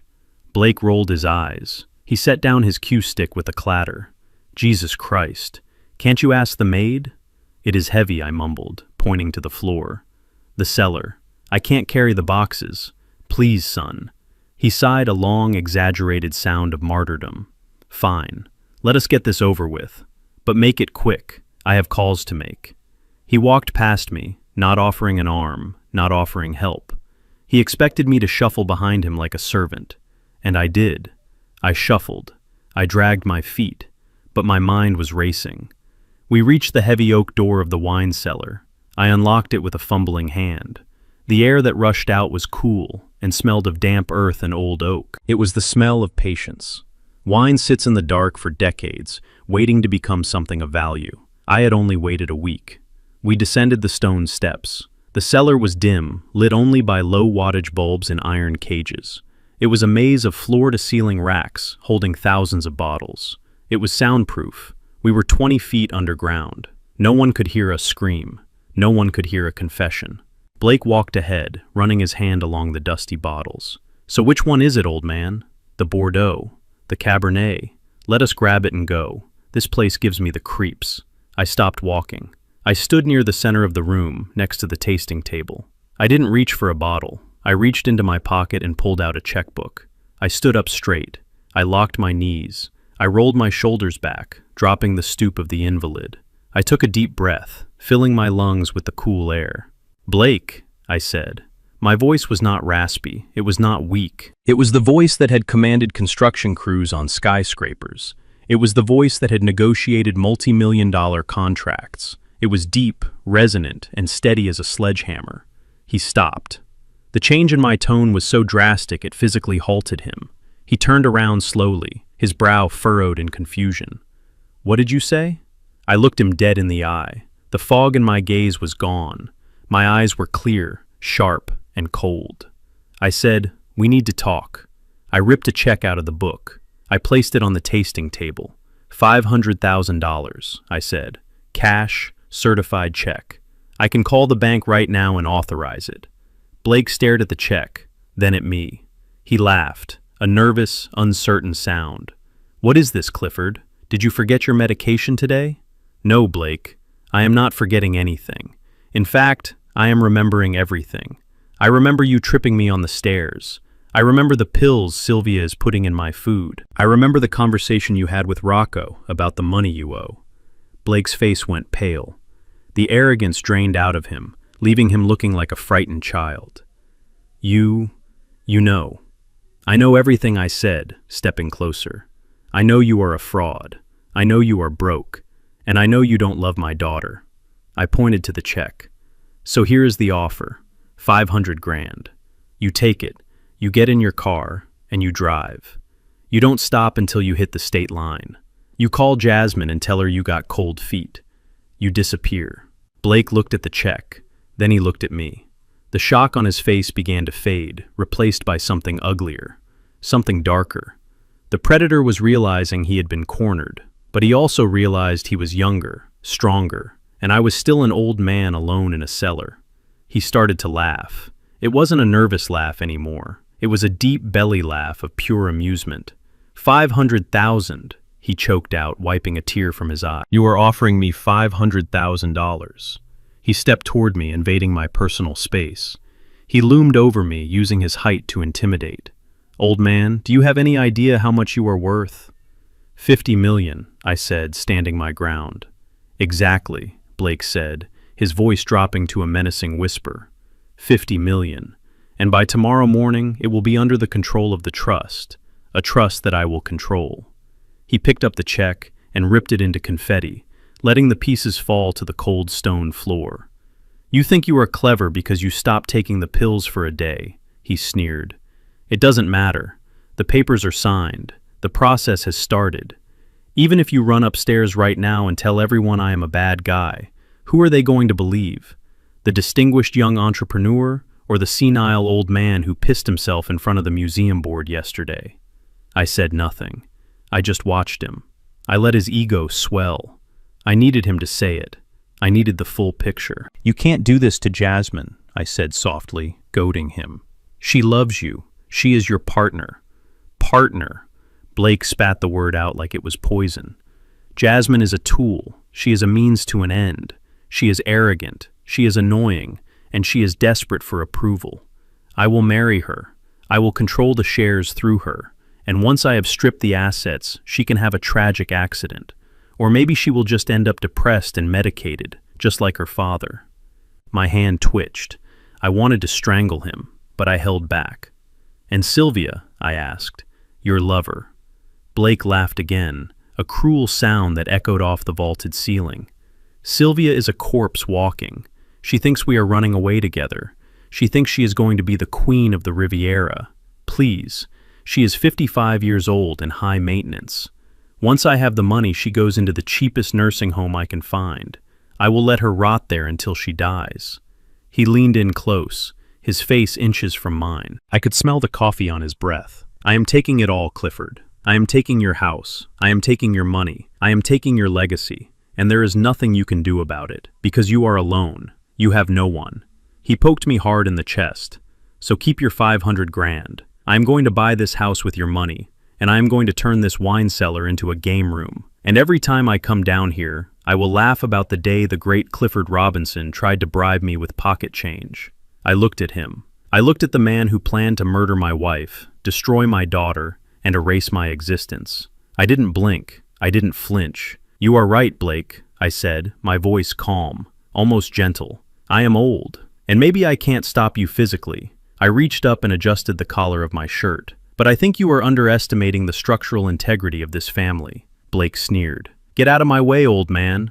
I have a wedding to prepare for." He shoved past me, his shoulders slamming into mine, hard enough to make me stumble. He walked to the stairs, taking them two at a time, his energy high, his confidence soaring. I waited until the heavy oak doors slammed shut at the top of the stairs. I stood alone in the silence of the cellar. I reached up to my chest. My fingers found the second button on my shirt. It was slightly larger than the others, a matte black finish. I pressed it. A tiny green light blinked once, confirming the recording had been saved. I pulled the earpiece from my pocket and put it in. "Harold, are you there?" Harold's voice came through crystal clear. "I am here, Cliff. We got it. We got it all. The video is perfect. The audio is studio quality. Jasmine is a tool. Sylvia is a corpse. I am taking it all." I let out a long breath, leaning against the tasting table. My legs felt weak now that the adrenaline was fading. "Is it enough, Harold?" "It is enough to put him away for extortion conspiracy and attempted fraud," Harold said. "It is enough to void the trust transfer. It is enough to bury him, Cliff." "Good," I said. I looked down at the torn pieces of the check on the floor. $500,000. It would have been the best deal he ever made. Now he was going to pay a price that money couldn't cover. I walked over to the rack and pulled out a bottle of 1982 Cabernet. It was the year I started my company. It was a good year. I didn't open it. I dusted it off and tucked it under my arm. I wasn't bringing wine for the rehearsal dinner. I was bringing the wrath of God. I climbed the stairs slowly. My hip hurried, but my heart felt lighter than it had in months. Blake thought he was walking into a wedding. He didn't know he was walking into an autopsy. And I was the one holding the scalpel. I opened the door to the main house. The sound of string quartet music drifted from the ballroom. The rehearsal was starting. I straightened my tie. I smoothed my jacket.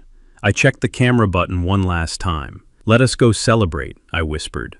I walked toward the music, ready to play my final scene. The confused old man was about to die, and the builder was about to tear the house down. The air in the private dining room of the stone mansion was so thick with tension, you could have cut it with a steak knife. It was Monday night, the rehearsal dinner. This was supposed to be the intimate gathering of family and close friends before the grand spectacle tomorrow. Instead, it felt like a gathering of mob bosses who were all planning to whack each other before dessert was served.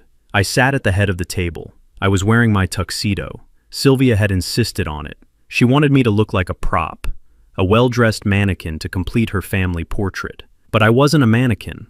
I was a bomb waiting to detonate. I looked around the table.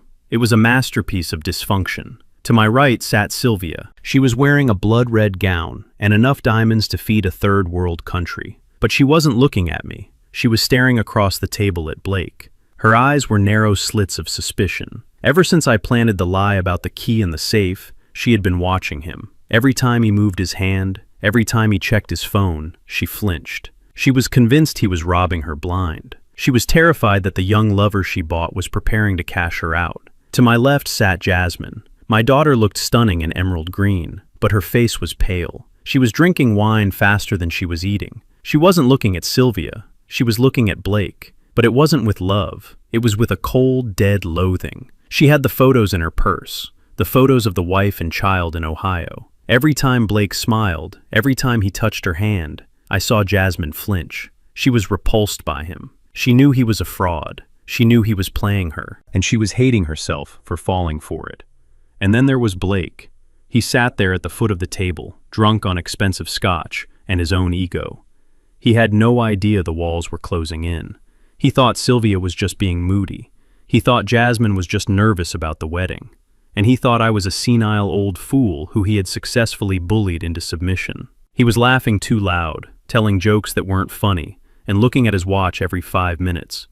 He was counting down the hours until the money hit his account. I took a sip of water. I watched them. The triangle of hate. They were all connected by greed, but divided by secrets. And I was the only one who knew the whole story. The first course was served. Lobster bisque. I picked up my spoon and let my hand shake. I let a little soup dribble down my chin. Sylvia sighed loudly. "Someone help him," she snapped at the waiter, "before he ruins the tuxedo." Blake chuckled. "Maybe we should get him a bib, Sylvia, or a trough." Jasmine slammed her wine glass down. "Shut up, Blake," she hissed.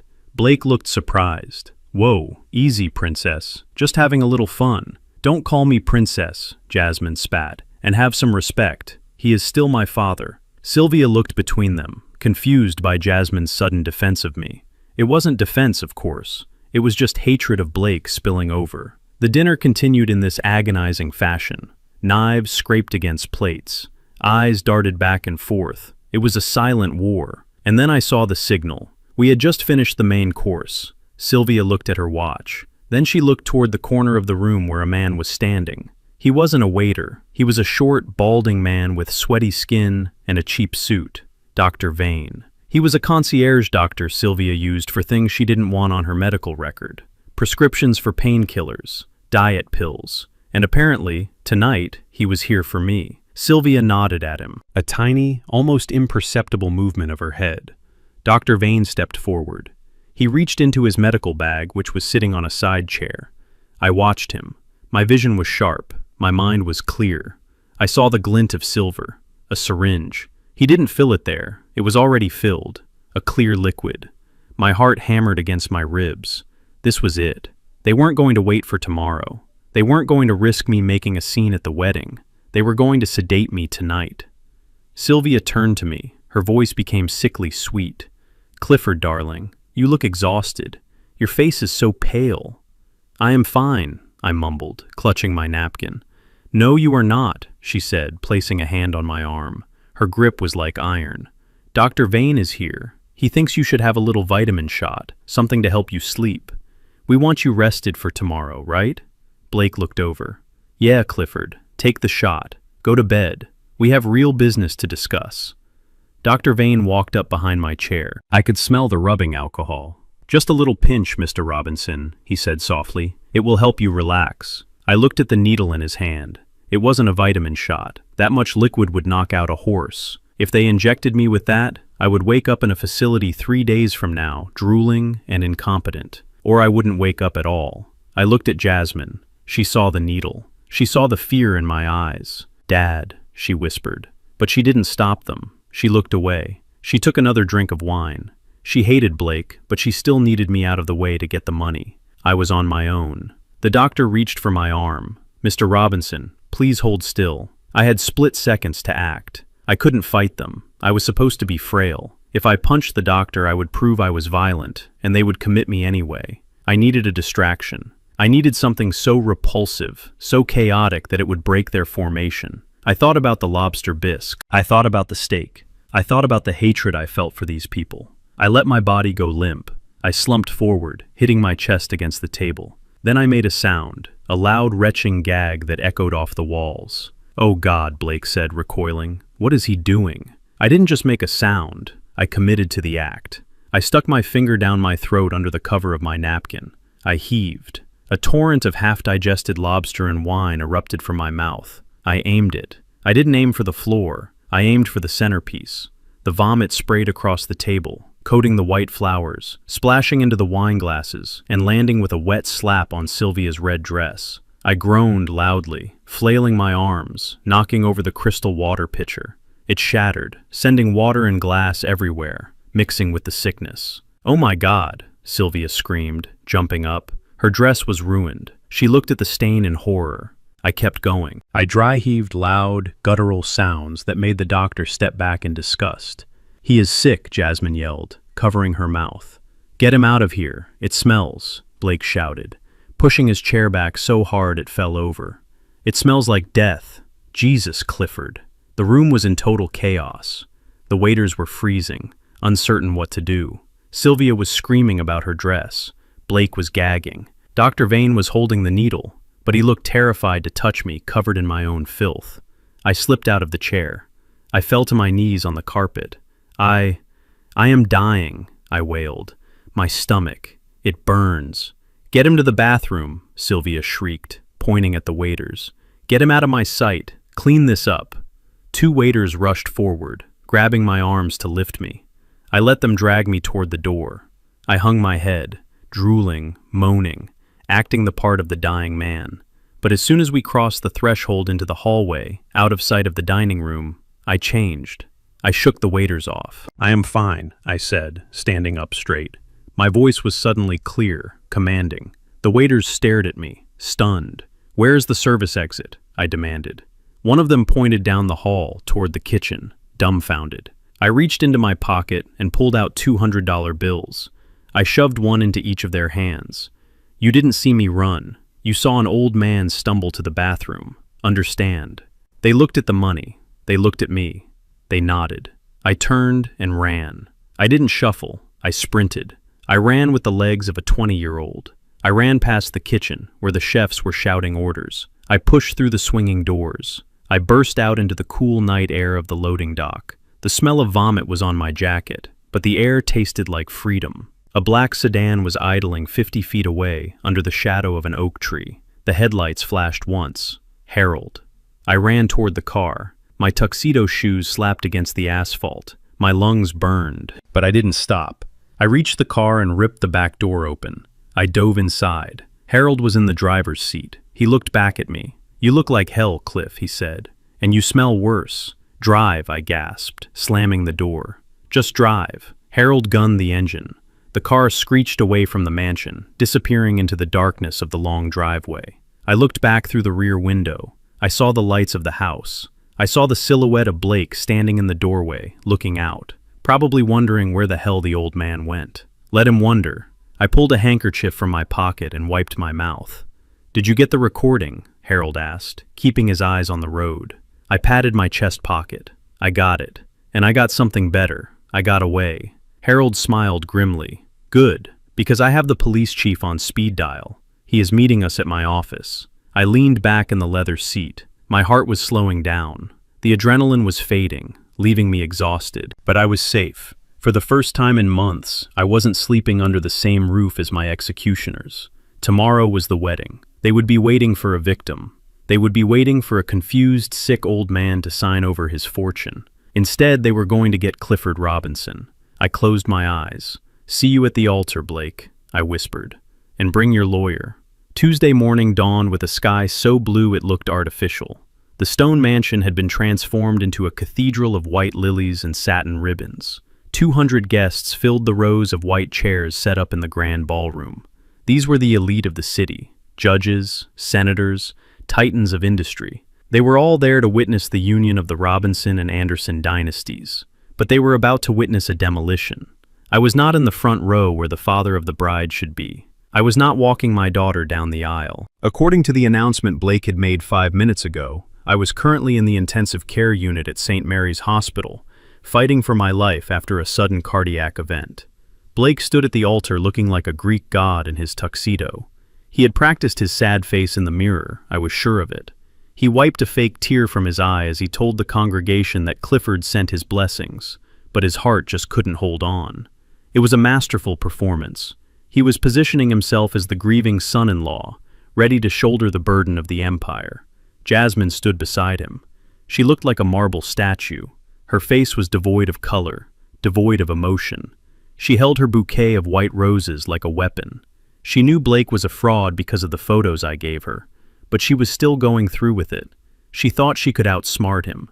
She thought she could marry him, take his rights, and then destroy him. She was playing checkers while I was playing three-dimensional chess. The priest began the ceremony. His voice droned on about love and faithfulness and honesty. The irony was thick enough to choke on. Sylvia sat in the front row, dabbing her eyes with a lace handkerchief, playing the role of the distraught wife perfectly. She was probably mentally redecorating my office already.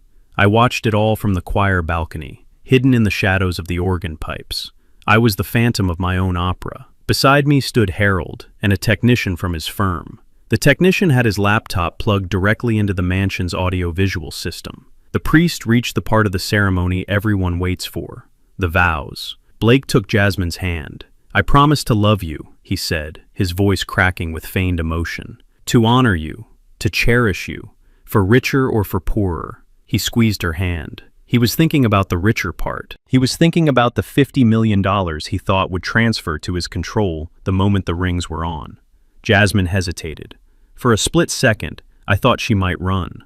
I thought the daughter I raised might have a spark of integrity left. But she didn't. She opened her mouth to speak. "I promise," she began. "Do it," I whispered to the technician. The technician hit the enter key. The massive crystal chandeliers overhead flickered once, twice, and then died. The ballroom was plunged into semi-darkness, lit only by the candles lining the aisle. Gasps rippled through the crowd. Sylvia stood up. "What is happening?" she hissed at a wedding planner. "Fix the lights." Then the sound system crackled. A high-pitched feedback whine pierced the air, causing guests to cover their ears. The large projection screen behind the altar, which was supposed to display a montage of childhood photos, suddenly blazed to life. But it wasn't a picture of Jasmine in pigtails. It was a grainy black and white video. The timestamp in the corner read, 3 days ago. The audio boomed through the high-quality speakers, echoing off the stone walls. "You are bad, Sylvia. What if the old man comes upstairs?" The crowd went silent, dead silent. On the screen, the image was unmistakable. It was my dressing room. It was Blake. And it was Sylvia. The guests watched in horrified fascination as the mother of the bride and the groom engaged in an act that was anything but maternal. The sounds of their breathing, the zipper, the giggles. It was amplified for everyone to hear. Sylvia screamed. It was a primal sound. "Turn it off!" she shrieked, waving her arms frantically. "Turn it off! It is a lie! It is a deep fake!" Blake stood at the altar, frozen. His face went from tan to chalk white in a heartbeat. He looked at the screen, then at the crowd. He tried to laugh. This is a sick joke," he stammered into his microphone. "Someone hacked the system." But the video changed. It cut to the wine cellar. The lighting was dim, but the faces were clear. It was me and Blake. "Jasmine is a tool." Blake's voice boomed out, clear and arrogant. "She is a means to an end. She is arrogant. She is annoying. And she is desperate for approval." I looked down at Jasmine. She dropped her bouquet. The flowers hit the floor with a soft thud. She stared up at the screen, watching the man she was about to marry call her a tool. She watched him strip her of her dignity in front of 200 people. "Once I have stripped the assets, she can have a tragic accident," the video, Blake continued. "Or maybe she will just end up depressed and medicated just like her father." The crowd gasped. A collective intake of breath that sucked the oxygen out of the room. This wasn't just an affair anymore. This was a threat. But I wasn't done. The final nail in the coffin was next. The video cut again. This time it was the garage view. Sylvia and Blake standing between the cars. "The chemist said if he takes 2 of these a day, mixed with his heart medication, it creates a chemical reaction," Sylvia's voice said. "His brain will turn to mush. We won't have to kill him, Blake. He will simply lose his mind." Pandemonium broke out. Chairs were knocked over. People were standing up, shouting, pointing. Mrs. Vanderhoven fainted in the second row. Sylvia collapsed into her chair, hiding her face in her hands. She knew. She knew there was no spinning this. There was no deep fake excuse that could explain the specific details of the poison. Blake looked like a trapped rat. He looked toward the side exit. He took a step to run. That was my cue. I signaled the technician to cut the feed. The screen went black. The lights slammed back on, blindingly bright. The double doors at the back of the ballroom boom open. I stepped through. I wasn't wearing a hospital gown. I wasn't in a wheelchair. I was wearing my navy pinstripe suit. I stood tall, my shoulders back, my chin up. I held my cane not for support, but like a scepter of judgment. Behind me walked Chief Miller, the head of the city police department, and 4 uniformed officers. A hush fell over the room. It started at the back and rolled forward like a wave, until the only sound was the click of my shoes on the marble floor. I walked down the aisle. I looked at the faces of my friends, my business partners. They looked at me as if I were a ghost, returning from the grave to demand retribution. I reached the altar. I didn't look at Jasmine. I looked straight at Blake. "You forgot one thing, Blake," I said, my voice booming without a microphone. He stared at me, trembling. What? "You forgot to check the batteries in your microphone," I said, pointing to the screen. "And you forgot that this is my house. I built it. I wired it. And I see everything." "Cliff, listen," Blake stammered, holding up his hands. "It is not what it looks like. We were role-playing. It was a joke. I love your daughter." "I love your daughter too," a voice called out from the side entrance. Blake froze. His eyes bulged. A woman stepped out from behind a pillar. She was wearing a simple floral dress. She looked tired, but her eyes were fierce. Beside her, she held the hand of a 3-year-old boy who had Blake's nose and Blake's chin. It was Sarah, the wife from Ohio. "Blake," she said, walking toward him, "you told me you were in New York on business. You told me you were closing a deal to buy us a new house." Blake couldn't speak. He opened his mouth, but no sound came out. Sarah walked right up to him. She didn't yell. She didn't scream. She reached back and slapped him across the face with a sound that echoed like a gunshot. "Where is my child support, Blake?" she asked calmly. That was the breaking point. Chief Miller stepped forward. "Blake Anderson, you are under arrest for bigamy, fraud, extortion, and conspiracy to commit murder." 2 officers grabbed Blake. He tried to pull away. "Don't touch me," he yelled. "Do you know who I am? I'm going to be rich." "Not today, son," Chief Miller said, spinning him around and slamming the handcuffs onto his wrists. The click of the steel was the most beautiful sound I had ever heard. Other officers moved toward the front row. Sylvia looked up, her mascara running down her face, making her look like a melting gargoyle. "Mrs. Robinson, please stand up," an officer said. "You are also under arrest for conspiracy to commit murder and elder abuse."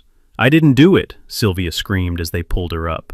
"He forced me. Blake forced me. I was a victim." I looked at her. I looked at the woman I had shared a bed with for 10 years. "Save it for the judge, Sylvia," I said coldly. They dragged them out, the groom in his tuxedo and the mother of the bride in her red gown, both in cuffs, screaming accusations at each other as they were hauled down the aisle. They had walked up so proudly minutes ago. The guests watched in stunned silence. The wedding of the century had turned into the crime scene of the decade. I turned to Jasmine. She was still standing at the altar. She was alone. The space beside her was empty. The flowers lay at her feet. She looked at me. Her eyes were filled with tears, but I couldn't tell if they were tears of sorrow or tears of defeat. "Dad," she whispered. I didn't know. I didn't know about the poison. I looked at her. I wanted to believe her. I wanted to hug her and tell her it was going to be okay. But I remembered the garage tape. I remembered the dinner. I remembered her wiping the oatmeal off my face with disgust. "You knew enough, Jasmine," I said softly. I turned my back on her. I walked over to Sarah and the little boy. I knelt down. "I am sorry you had to see this," I said to her. She looked at me, wiping a tear from her cheek. "Thank you for the plane ticket, Mr. Robinson. Thank you for telling me the truth." I looked at the little boy. He stared back at me with innocent eyes. He was the only innocent person in this entire mess. "Come on," I said, standing up. "Let us get you some ice cream. I know a place that serves the best sundae in the city, and I promise, no one there will try to poison us." I took the little boy's hand. I walked back down the aisle, past the stunned guests, past the police, past my daughter who was sobbing on the altar. I walked out of the stone mansion and into the sunlight. The air was fresh. The birds were singing. I was 68 years old. I was single. I was alone. But for the first time in a long time, I was free. And that felt better than any $50 million trust fund. The flashing blue lights of the police cruisers reflected off the polished gray stone of the mansion walls, creating a strobe effect that felt like a nightmare disco. The wedding of the century had officially ended, not with a toast, but with a reading of rights. I stood on the front steps, watching the officers shove Blake into the back of a squad car. He was still wearing his tuxedo, but the bow tie hung loose around his neck like a noose. He wasn't screaming anymore. He was weeping. He looked small. He looked pathetic. He looked like exactly what he was, a con artist whose luck had finally run out. Sylvia was in the car behind him. She pressed her face against the glass, her makeup smeared into a mask of horror. She screamed something at me, but the soundproof glass swallowed her words. I didn't need to hear them. I knew what she was saying. She was blaming me. She was blaming Blake. She was blaming the world. A narcissist never blames the mirror. The guests were scattering like cockroaches when the kitchen light turns on. Valets were running back and forth, retrieving cars for senators and CEOs who wanted to distance themselves from the scandal as fast as possible. No one looked at me. No one shook my hand. I was the man who had just blown up his own life, and the fallout was radioactive. I turned away from the driveway and walked back into the ballroom. It was eerily quiet. The musicians had fled. The waiters were stripping the tablecloths, trying to salvage the expensive linens. In the center of the room, the 5-tier wedding cake stood untouched. It was a monument to a lie. Jasmine was sitting on the edge of the altar. She had kicked off her heels. Her expensive emerald dress was wrinkled. She held her head in her hands. She looked like a child who had been left behind at a carnival. I walked down the aisle toward her. My footsteps echoed in the empty, cavernous room. She looked up when she heard me. Her eyes were red and swollen. Her mascara had run down her cheeks in dark, jagged lines. "Dad," she whispered. Her voice was cracked and broken. I stopped 10 feet away from her. I didn't bridge the gap. That gap was a canyon now. "I didn't know about the poison," she said again, desperate to make me believe her. "I swear to you, I wanted the money, yes. I wanted to secure the company. But I never wanted you dead. You have to believe me." I looked at her. I looked for the little girl I used to carry on my shoulders. I looked for the young woman I had taught to drive. But all I saw was the woman who had wiped oatmeal off my face with disgust earlier that morning. All I saw was the woman who had sat at the dinner table and watched them humiliate me and did nothing because she was calculating her share of the inheritance. "It doesn't matter, Jasmine," I said. My voice was calm, devoid of anger. "It matters to me," she cried, standing up and taking a step toward me. "Please, Dad, I am your daughter. I am all you have left. Don't let them take me too. Don't cut me out. We can rebuild. I can run the company. I learned from you." I raised my hand, stopping her in her tracks. "You did learn from me," I said. "You learned how to be ruthless. You learned how to spot a weakness. But you forgot the most important lesson I ever taught you. You don't build a foundation on sand, and you don't build a family on greed." I reached into my pocket and pulled out a folded piece of paper. It wasn't a check. It was a note Harold had prepared for me. "I spoke to the district attorney," I said. "I told him you were a witness, not a co-conspirator. I told him you provided the evidence that helped catch Blake." Jasmine let out a sob of relief. "Thank you. Oh God, thank you, Dad." "I am not doing it for you," I said coldly. "I am doing it because I don't want the name Robinson dragged through a criminal trial more than it already has been. You are not going to prison, Jasmine." She took another step toward me, her arms open, ready to embrace me, ready to start the manipulation all over again. But I stepped back. "But there is a condition," I said. "Anything," she said, nodding frantically. "Anything you want." "You are fired," I said. She froze. "What?" "You are fired from the company. You are removed from the board, and you are removed from my will. Harold is drafting the new documents now. You will get a small stipend, enough to rent a modest apartment and buy groceries. But the trust fund is gone. The inheritance is gone. You are on your own." Jasmine stared at me, her mouth open in shock. "Dad, you can't. This is my life. I have nowhere to go." "You are young," I said. "You are smart. You have an Ivy League degree that I paid for. Go get a job. Go build something of your own. Go find out what $1 actually costs when you have to sweat for it." "Dad, please," she begged, falling to her knees. "I am your daughter." I looked down at her. I felt a phantom pain in my chest, a breaking of a heart that I didn't know could break any further. "I will always be your father, Jasmine," I said softly. "But you have lost the right to be my child." I turned around. I didn't look back. I heard her sobbing behind me, screaming my name, but I kept walking. I walked out of the ballroom, past the rotting wedding cake, and into the silence of the house. I found Harold in the library. He was sitting at my desk, a stack of documents in front of him. He looked up when I entered. He didn't smile. He knew what this cost me. "Is it done?" I asked, walking over to the wet bar and pouring myself a glass of water. "It is done," Harold said. "The police have the recording. The annulment papers are being filed. The restraining orders are in place." "And the house?" I asked, looking around the room at the mahogany bookshelves I had installed with my own hands. Harold tapped a thick document on the desk. "The real estate agent is ready to list it, but I have a standing offer from that developer you hate, the one who wants to bulldoze it and build condos." "Sell it," I said immediately. Harold raised an eyebrow. "Cliff, this is your masterpiece. You built this place stone by stone. You want him to tear it down." I looked at the walls. I saw the ghosts of the last 10 years. I saw Sylvia posing for magazines in the foyer. I saw Blake measuring the drapes. I saw Jasmine plotting in the corner. "It is not a masterpiece, Harold," I said, taking a sip of water. "It is a tomb. I built a beautiful cage for people who hated me. I don't want to see it standing. I don't want to drive past it and remember. Let him bulldoze it. Let him turn it into dust." I walked over to the desk. I picked up the heavy fountain pen. The weight of it felt familiar. It was a tool of creation and destruction. I signed the listing agreement. The ink flowed black and permanent. With that signature, I was homeless. I was $50 million richer, but I had nowhere to sleep tonight. And for the first time in years, I didn't feel panic. I felt light. I put the pen down. "What will you do now?" Cliff Harold asked, gathering the papers. "Where will you go?" "I don't know," I said. "And that is the best part." I walked upstairs one last time. I didn't go to the master bedroom. I went to the guest room, where I had been sleeping for the past week. I packed a single duffel bag. I took my work boots. I took my old denim jacket. I took the photo of my first wife, Jasmine's mother. I left the suits. I left the watches. I left the trappings of Clifford Robinson, the tycoon. I walked back down the stairs. The house was silent now. The air conditioning hummed a low, steady rhythm. It sounded like a machine that had been turned off and was slowly powering down. I walked out the front door. I left it unlocked. I didn't care who came in.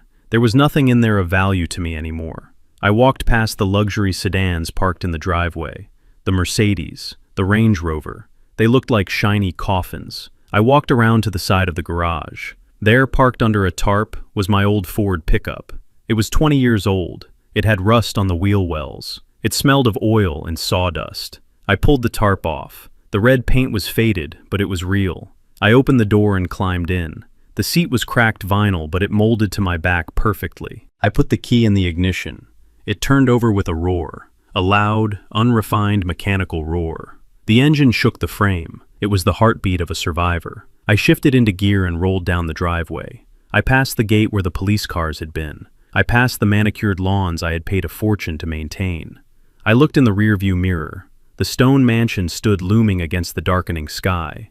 It looked cold, imposing, empty. I turned onto the main road and didn't look back. I drove toward the highway. The sun was setting, painting the sky in shades of purple and orange. I rolled down the window and let the wind hit my face. It blew away the smell of lilies and lies. I thought about Sarah and the little boy. I had set up a trust for the kid, anonymous. He wouldn't know it came from the man his father tried to kill. He would just know he had a chance. That was enough. I thought about Jasmine. Maybe one day she would understand. Maybe when she earned her first paycheck, she would call me. Or maybe she wouldn't. That was her story to write now. I turned on the radio. An old blues song filled the cab. People tell you that family is everything. They tell you that blood is thicker than water. They tell you that you have to forgive because you share a last name. They are lying. Blood is just biology. It is an accident of birth. Family is not about who you are related to. It is about who sits by your hospital bed when the money is gone. It is about who tells you the truth when you want to hear a lie. It is about loyalty. I had spent a lifetime building a fortune to buy a family. I thought I could purchase love with trust funds and mansions. All I bought were parasites. I looked at the road stretching out in front of me. I was 68 years old. My heart was scarred, but it was beating. My hands were empty, but they were free. I am Clifford Robinson. I am a builder. And tomorrow, I am going to start building something new. Not a house, not a company. I am going to build a life. A real one. I pressed the gas pedal. The old truck surged forward, eager for the miles ahead. The sun dipped below the horizon, leaving me in the twilight. But I wasn't afraid of the dark anymore. I had lived in the dark for too long. Now, I was driving toward the dawn. Thank you for listening to my story. If you have ever had to walk away from people you loved to save yourself, let me know in the comments. Tell me where you are listening from. And remember, sometimes the hardest demolition job is your own life, but it is the only way to build something that lasts. Hit like and subscribe for more stories of truth and justice. Until next time, keep your eyes open and your foundation strong.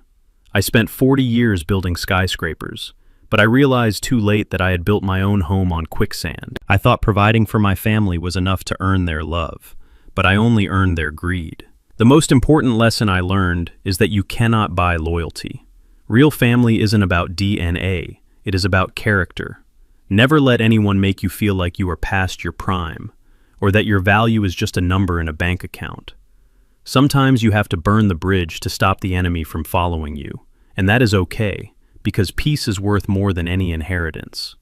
If you enjoyed this story, please hit the like button and subscribe to the channel for more stories of justice. Tell me in the comments if you would have forgiven Jasmine, or if you would have walked away like I did. I read every comment. Until next time, stay strong.